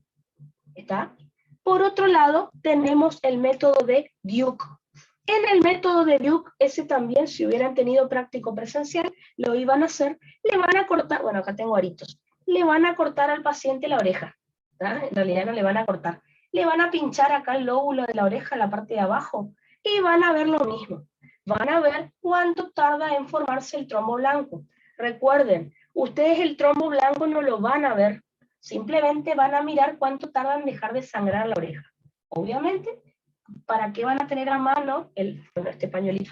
¿Para qué van a tener a mano la servilletita? Para que no chorree la sangre sobre el guardapolvo o la ropa del paciente o del alumno, ¿no es cierto? Pero recuerden, no tienen que pasar por la piel del paciente. ¿Por qué? Porque van a sacar el trombo blanco y va a seguir sangrando. ¿Está? Eso sería entonces el método de Duke. Fíjense que acá les muestro el de Ivy, ¿ven? Tienen insuflado el manguito del esfingomanómetro a 40 milímetros de mercurio. Ahí hacen los cortes, ¿no es cierto? Pueden hacerlo con un bisturí o no le tienen que cortar tanto al paciente, está apenita eso. ¿Ah? Y después ven acá con una servilletita, simplemente evitar que deje de sangrar. ¿Ah? Y bueno, ver cuánto tiempo tarda en dejar de sangrar, ¿está? En formarse el trombo blanco. ¿Está? Eso por un lado. Eso era el método de Ivy. Por otro lado tenemos el método de Duke, ¿ven? Le van a hacer un pinchazo a la oreja del paciente y van a ver cuánto tiempo tarda en dejar de sangrar. Es decir, en formarse el trombo blanco o plaquetario. ¿Está? Esto ustedes lo hubieran hecho en el práctico de fisio si hubieran tenido presencial. Se hacen entre ustedes. Así que bueno, ese práctico es un poco sangriento, pero está bueno porque uno aprende a hacer las pruebas. En los orales, los profes le van a preguntar cómo se hace la prueba. No necesitan contarle así tan con sus palabras, porque justamente lo que uno hace durante el práctico, o lo que en el práctico de fisio, por lo menos por video, a ustedes les han enseñado. Recuerden que el valor normal del tiempo de hemorragia o tiempo de sangría es de 1 a 7 minutos, ¿tá? Y me evalúa la hemostasia primaria, ¿tá? ¿Por qué? Porque es cuánto tiempo tarda en formarse el trombo blanco o plaquetario. Otra de las pruebas que se realiza en el coagulograma de rutina es el tiempo de tromboplastina parcial activada, o también llamada tiempo de, les pongo acá en el chat, tiempo de cefalina también. Otra de las siglas, lo pueden encontrar con siglas, KPTT es la sigla más común que van a encontrar en el examen, pero el profe a veces pone como ATTP, como TTPA, es todo lo mismo, ¿está? ¿Qué es lo que en realidad acá, esto se hace en un laboratorio nada más, ustedes no lo iban a hacer en el práctico de fisio? Básicamente, en el KPTT, o sea, en el tiempo de tromboplastina parcial activada, lo que se hace es colocar sangre en un tubo de ensayo, pero con anticoagulante. ¿Está? Luego, a esa sangre se le agregan grandes cantidades de calcio.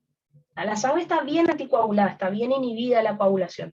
Entonces, a continuación se le agregan grandes cantidades de calcio y de fosfolípidos para ver mucha cantidad de calcio y fosfolípidos. Recuerden que el calcio y los fosfolípidos forman parte de las tenazas, ¿se acuerdan? Extrínseca, intrínseca, vía común, ¿está? Entonces, al agregarles mucha cantidad de calcio y fosfolípidos a esta sangre, ahí se mira cuánto tiempo tarda en coagularse. El valor normal es de 30 a 45 segundos. Les puse acá un asterisco, porque el KPTT siempre el profe pone en su caso clínico, en sus exámenes.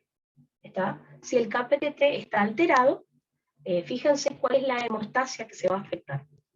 El KPTT evalúa la hemostasia secundaria, específicamente la vía intrínseca y la vía común.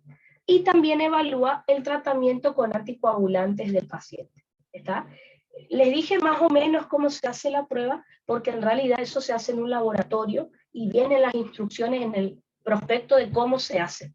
Por eso les digo, el profe en realidad quiere saber el valor normal y qué vía evalúa. Habrán visto que eso siempre preguntan. Vía intrínseca y vía común evalúa el KPTT. ¿Está?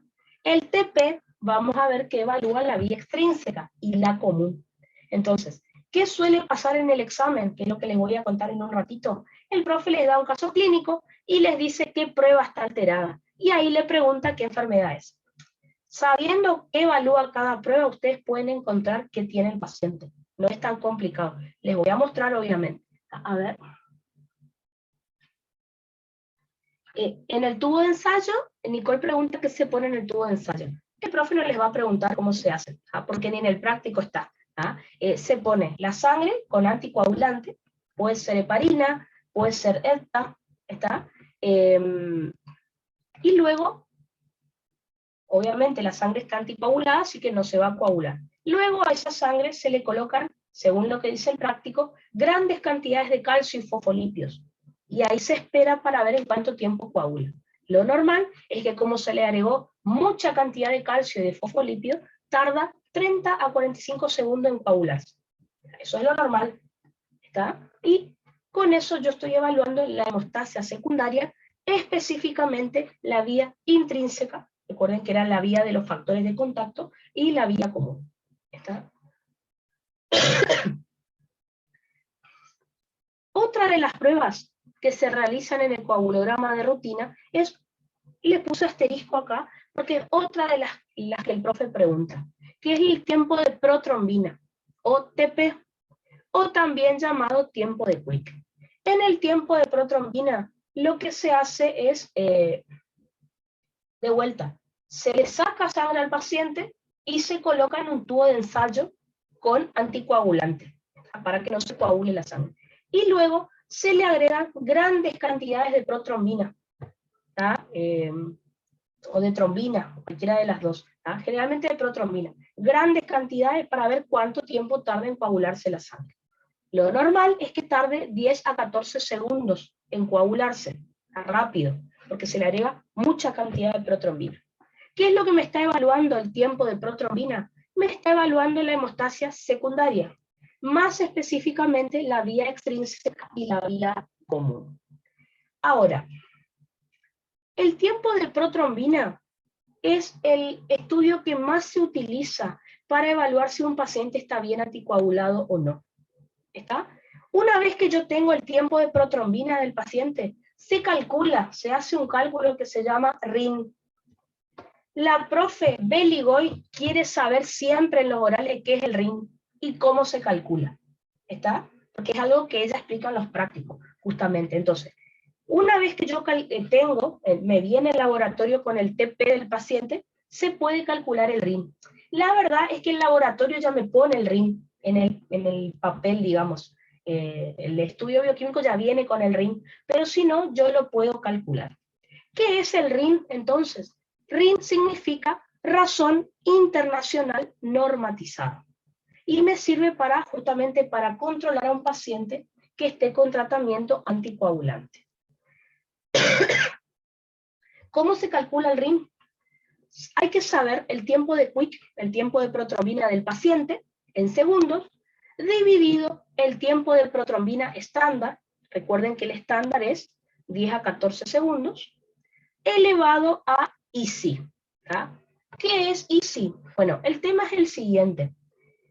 Dependiendo de qué laboratorio haga el RIN o de qué país estemos, se utilizan diferentes factores tisulares para hacer esta prueba. Recuerden que el TPM evalúa la vía extrínseca, la vía del factor tisular. Bueno, resulta ser que hay diferentes tipos de factores tisulares que se usan para la prueba, hay diferentes máquinas que se usan para sacar el TP.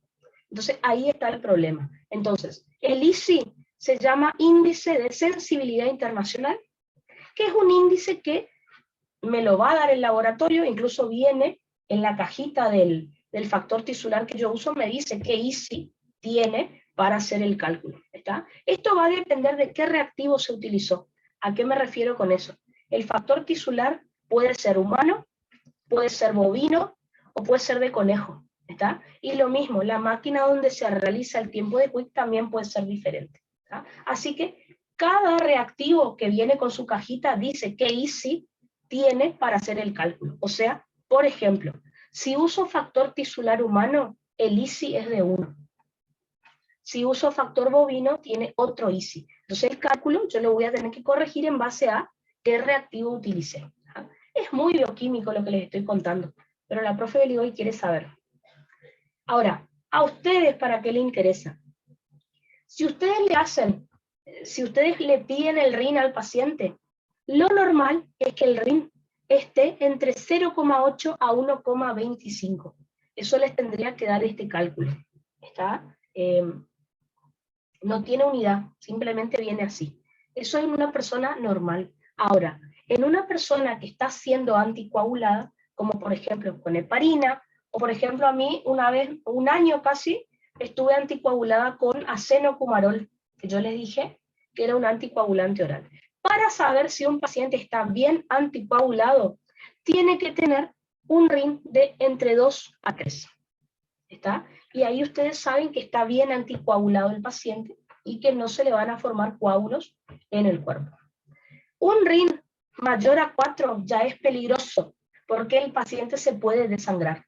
Entonces, ¿qué es lo importante cuando ustedes le estén haciendo al paciente tratamiento con heparina o con algún anticoagulante? Que esté bien anticoagulado, o sea que su RIN sea entre 2 a 3, pero no pasarse tampoco. Porque si llega a tener un RIN de 4 se va a empezar a desangrar, que es lo opuesto a lo que ustedes quieren lograr. ¿Está? Ustedes no quieren ni que se le formen coágulos al paciente, que ya vamos a estudiar qué enfermedades lo pueden provocar, ni tampoco que se desangre. Entonces, decimos que un paciente está bien anticoagulado cuando tiene un RIN de 2 a 3. Pregunta de examen. ¿Ah? Eso sí, la verdad es que el profe en un choice no les va a preguntar cómo se hace el RIN. Esto es más pregunta de oral por ahí.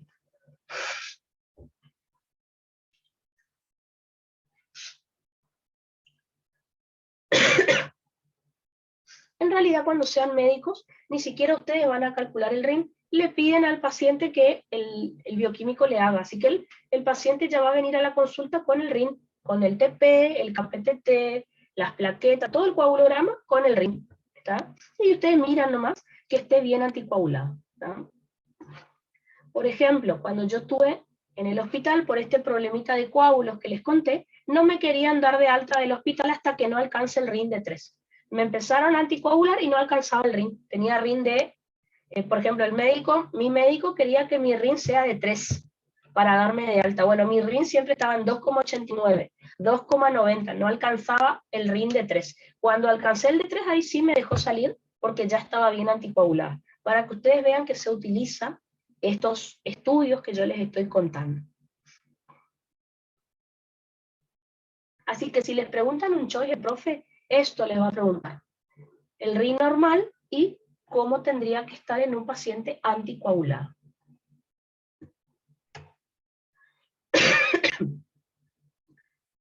Otra de las pruebas que se hace en un coagulograma de rutina es el tiempo de trombina, el TT. El tiempo de trombina, su valor normal, es de 20 a 25 segundos y evalúa la hemostasia secundaria en general, así que no es un estudio que se use tanto. El KPTT y el TP son los que más se utilizan. Y por último tenemos la cuantificación de fibrinógeno, es decir, medir cuánto fibrinógeno hay en cada 100 mililitros de sangre. El valor normal es 200 a 400 miligramos de fibrinógeno por decilitro de sangre. ¿Está? Y me está evaluando también la hemostasia secundaria. Si ustedes quieren pedir algún otro estudio que no está ahí en el coagulograma de rutina, ustedes tienen que darle las indicaciones al paciente de qué quieren. Porque si ustedes piden coagulograma, van a venir las 8 pruebas que están ahí. Por ejemplo, vamos a suponer que el paciente tiene hemofilia, que ya vamos a estudiar enseguida. Ustedes quieren saber cuánto factor 8 el paciente tiene en sangre. Tienen que pedir dosaje de factor 8, porque no viene en el coagulograma. Vamos a suponer que el paciente tiene muchos coágulos en el cuerpo, ustedes están sospechando eso, y quieren saber cuánto dímero D tiene el paciente. Tienen que pedir dímero D en orina, porque no va a venir en este estudio. O sea que se pueden pedir muchas más cosas que las que están ahí, obvio, pero ahí ya las tiene que pedir el médico porque no vienen en rutina, ¿tá? Se pide aparte, digamos, ¿tá? Nicoli pregunta cuál es el TP estándar del RIN. El valor normal que yo les di, ¿está?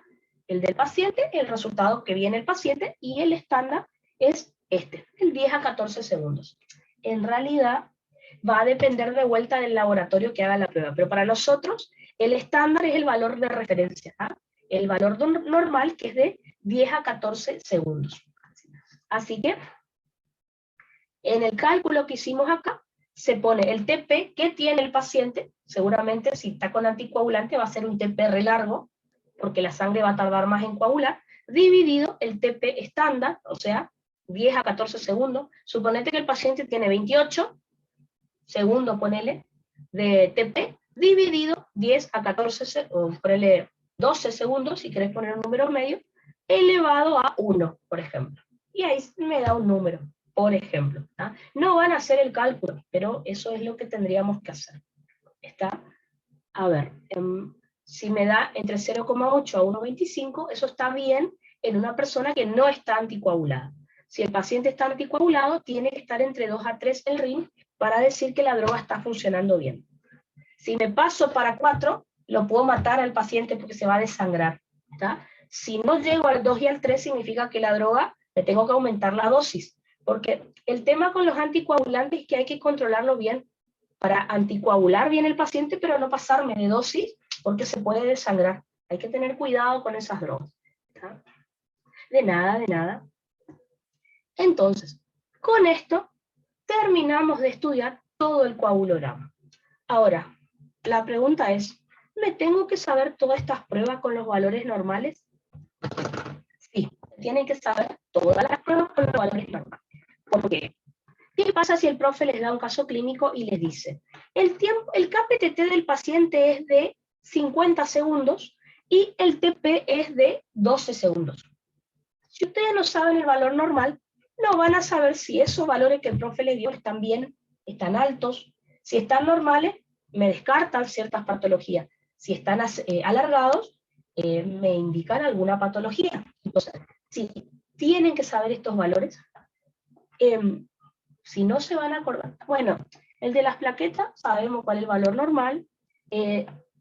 Lo que más el profe pone en los casos clínicos, ya lo vamos a ver a la tarde, o si alcanzamos ahora, es el tiempo de hemorragia, casi siempre, porque evalúa hemostasia primaria, el KPTT y el TP.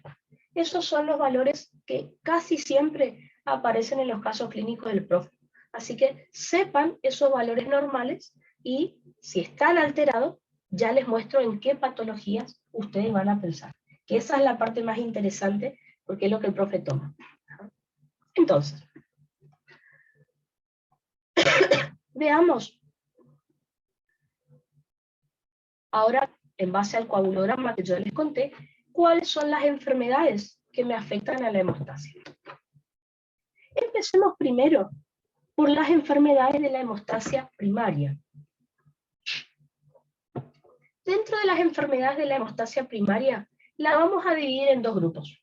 Vamos a tener las trombocitopenias y las trombocitopatías. En las trombocitopenias está afectado el número de las plaquetas y en las trombocitopatías la función de las plaquetas. Esa es la diferencia. A veces pueden estar las dos alteraciones juntas, a veces no.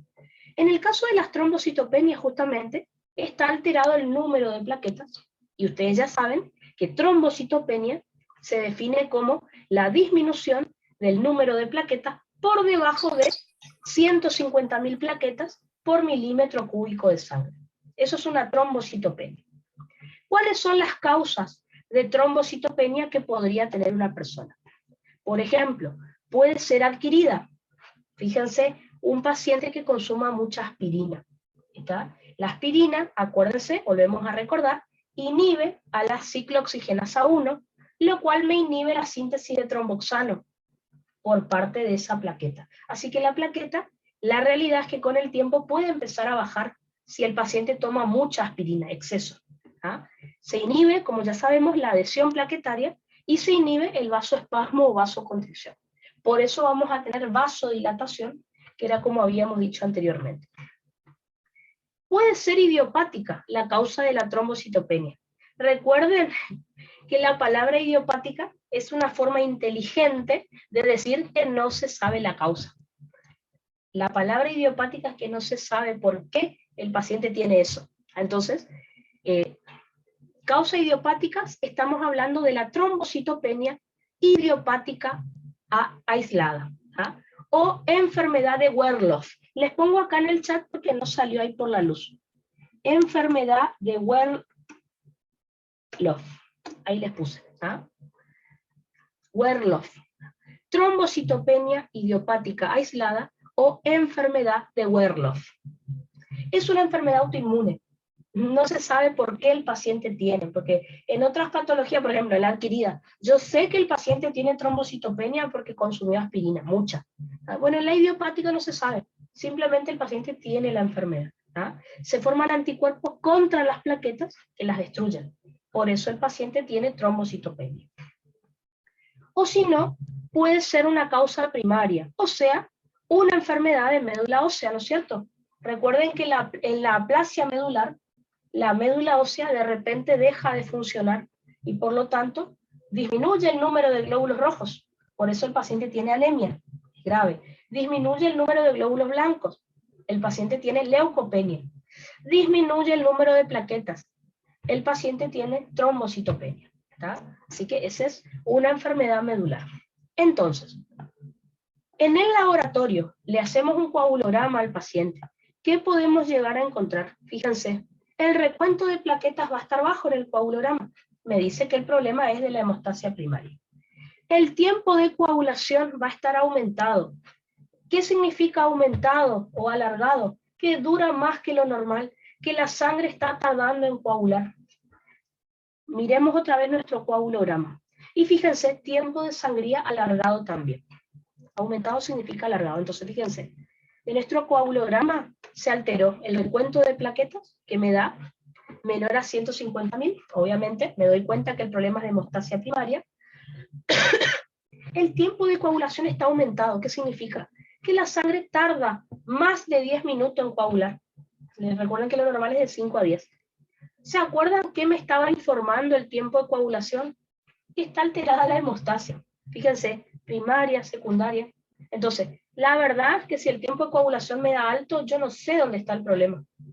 Pero como veo que las plaquetas están bajas, ¿ah? Y después el tiempo de sangría aumentado. ¿Qué significa? Que tarda más de 7 minutos en formarse el trombo blanco o plaquetario. Entonces, fíjense, se alteraron solamente pruebas que me afectan a la hemostasia primaria. Y bueno, el método el tiempo de coagulación que me habla de hemostasia en general, tanto primaria como secundaria. Así que, fíjense que las pruebas que se alteraron son la hemostasia primaria y por eso no tengo que pensar en cascada de coagulación, no. Tengo que pensar que el problema está en la hemostasia primaria. ¿Ah? Acuérdense, el tiempo de coagulación me informa que está alterada la hemostasia en general. No me dice exactamente dónde está el problema, pero sé que hay un problema. Eso me dice el tiempo de coagulación. Ahora, el recuento de plaquetas bajo me dice que hay una trombocitopenia. El tiempo de sangría alto me dice que el problema está en la hemostasia primaria. Así que sospecho que el paciente tiene una trombocitopenia. Habría que buscar la causa. Le preguntarán al paciente con la historia clínica, ¿estás tomando algún medicamento? Ah, sí, doctor, resulta que yo tomo aspirina. ¿Ah? Se fijan si no tiene anemia, si no tiene leucopenia, porque podría ser un problema de médula. Y si no, sí, habría que buscar si no es esta patología. Son enfermedades raras igual, pero bueno. Ahora, puede ser que el paciente tenga trombocitopatía. Recuerden, en la trombocitopenia estaba afectado el número de plaquetas. En cambio, en las trombocitopatías está alterada la calidad y la función de la plaqueta, no el número. ¿Está? La causa más común de trombocitopatía es la enfermedad de von Willebrand. Habrán visto que el profe siempre toma enfermedad de von Willebrand, siempre. ¿Cuál es el problema? Tienen que mirar qué estudios se alteran para darse cuenta que es von Willebrand. Ahí está el secreto, si no, no se van a dar cuenta, por eso les muestro. ¿Está? Es la enfermedad más común de las trombocitopatías, es una enfermedad genética. ¿Cuál es el problema que vamos a tener? Déficit del factor de von Willebrand. Entonces, recordemos que el factor de von Willebrand era sintetizado, por ejemplo, por la plaqueta, y que la función que tenía era, ¿se acuerdan? La adhesión indirecta plaquetaria, o sea, la plaqueta, por su GP, por su glucoproteína 1B59, se adhería al colágeno subendotelial y en el medio estaba el factor de von Willebrand. Así que, si no hay factor de von Willebrand, está disminuida la adhesión indirecta plaquetaria. Y acá está el secreto que ustedes tienen que saber. Yo ya les conté que la segunda función que tiene el factor de von Willebrand es que transporta el factor 8 en sangre. O sea, es una proteína transportadora también. Entonces, acá está el secreto y es la única manera que usted responda bien en el examen. Si hay enfermedad de von Willebrand, al paciente le va a fallar la hemostasia primaria, porque es la adhesión, pero le va a fallar el factor 8 también, como si fuera hemofilia. No porque no haya factor 8 en sangre, no porque no se sintetice, sino porque no se puede transportar bien en sangre. Entonces, la enfermedad de von Willebrand es la única enfermedad que me altera pruebas de la hemostasia primaria y de la hemostasia secundaria al mismo tiempo. Ese es el secreto. Ninguna de las otras patologías que el profe les toma en el examen me altera dos pruebas de dos hemostasias diferentes. Entonces, pensemos, ¿qué prueba me evalúa la hemostasia primaria de la más importante que yo les dije? El tiempo de sangría. El tiempo de sangría me evalúa hemostasia primaria. Después yo les dije, factor de von Willebrand transporta el factor 8. ¿En qué cascada de coagulación, en qué vía participaba el factor 8? En la vía intrínseca. ¿Qué prueba me evaluaba la vía intrínseca? El KPTT.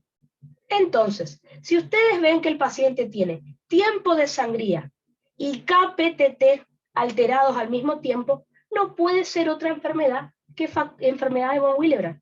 ¿Está? Vayan a mirar las preguntas que les pasé y todos los casos que el profe les tomó tienen tiempo de sangría alargado y KPTT alargado. Y les pone, ¿qué enfermedad tiene el paciente? Opción A, hemofilia. Opción B, hemofilia B. Opción C, hemofilia C. Opción D, enfermedad de von Willebrand. Opción D, déficit de vitamina K. ¿Está? La enfermedad de von Willebrand es la única que me afecta. Una prueba de la hemostasia primaria y una de la secundaria. Imagínense que el paciente no puede tener dos enfermedades de dos hemostasias diferentes al mismo tiempo. No, tiene que pensar que hay un factor en común en ambas hemostasias. Y es el de von Willebrand. ¿Está? Cuando lean las preguntas que el profe le hizo, se van a dar cuenta que las pruebas están ahí. La pista para que ustedes saquen que era von Willebrand está ahí. ¿Está? El tema es acordarse qué evaluaba cada prueba. ¿Está? Entonces, recordemos cuál es la función del factor de von Willebrand. Permite la adhesión indirecta plaquetaria y también me transporta factor 8 en sangre. Adhesión es hemostasia primaria. Factor 8, secundaria. No es que no hay factor 8, como les dije, pero no se puede transportar bien en sangre. Otra característica, y ahora ya vamos a ir diferenciando. La hemofilia A, que en un rato les voy a explicar que es hemostasia secundaria, es una enfermedad ligada al X. Solamente la padecen los varones. Entonces, ¿cómo me puedo dar cuenta que esto no es hemofilia? Porque aparecen hombres y mujeres a cualquier edad. En cambio, si yo estuviera hablando de una enfermedad ligada al cromosoma X, la tiene que padecer los varones nada más y de bebés. ¿Está? Entonces, son cositas que uno al ir leyendo se da cuenta. Entonces, se afecta hemostasia primaria y secundaria, aparecen hombres y mujeres, así que no es ligada al X, a cualquier edad puede aparecer. ¿Está? Acá está lo que yo les decía. En el laboratorio, el tiempo de coagulación me da aumentado. Ay, perdón, esperen que hay un micrófono prendido. Ahí está.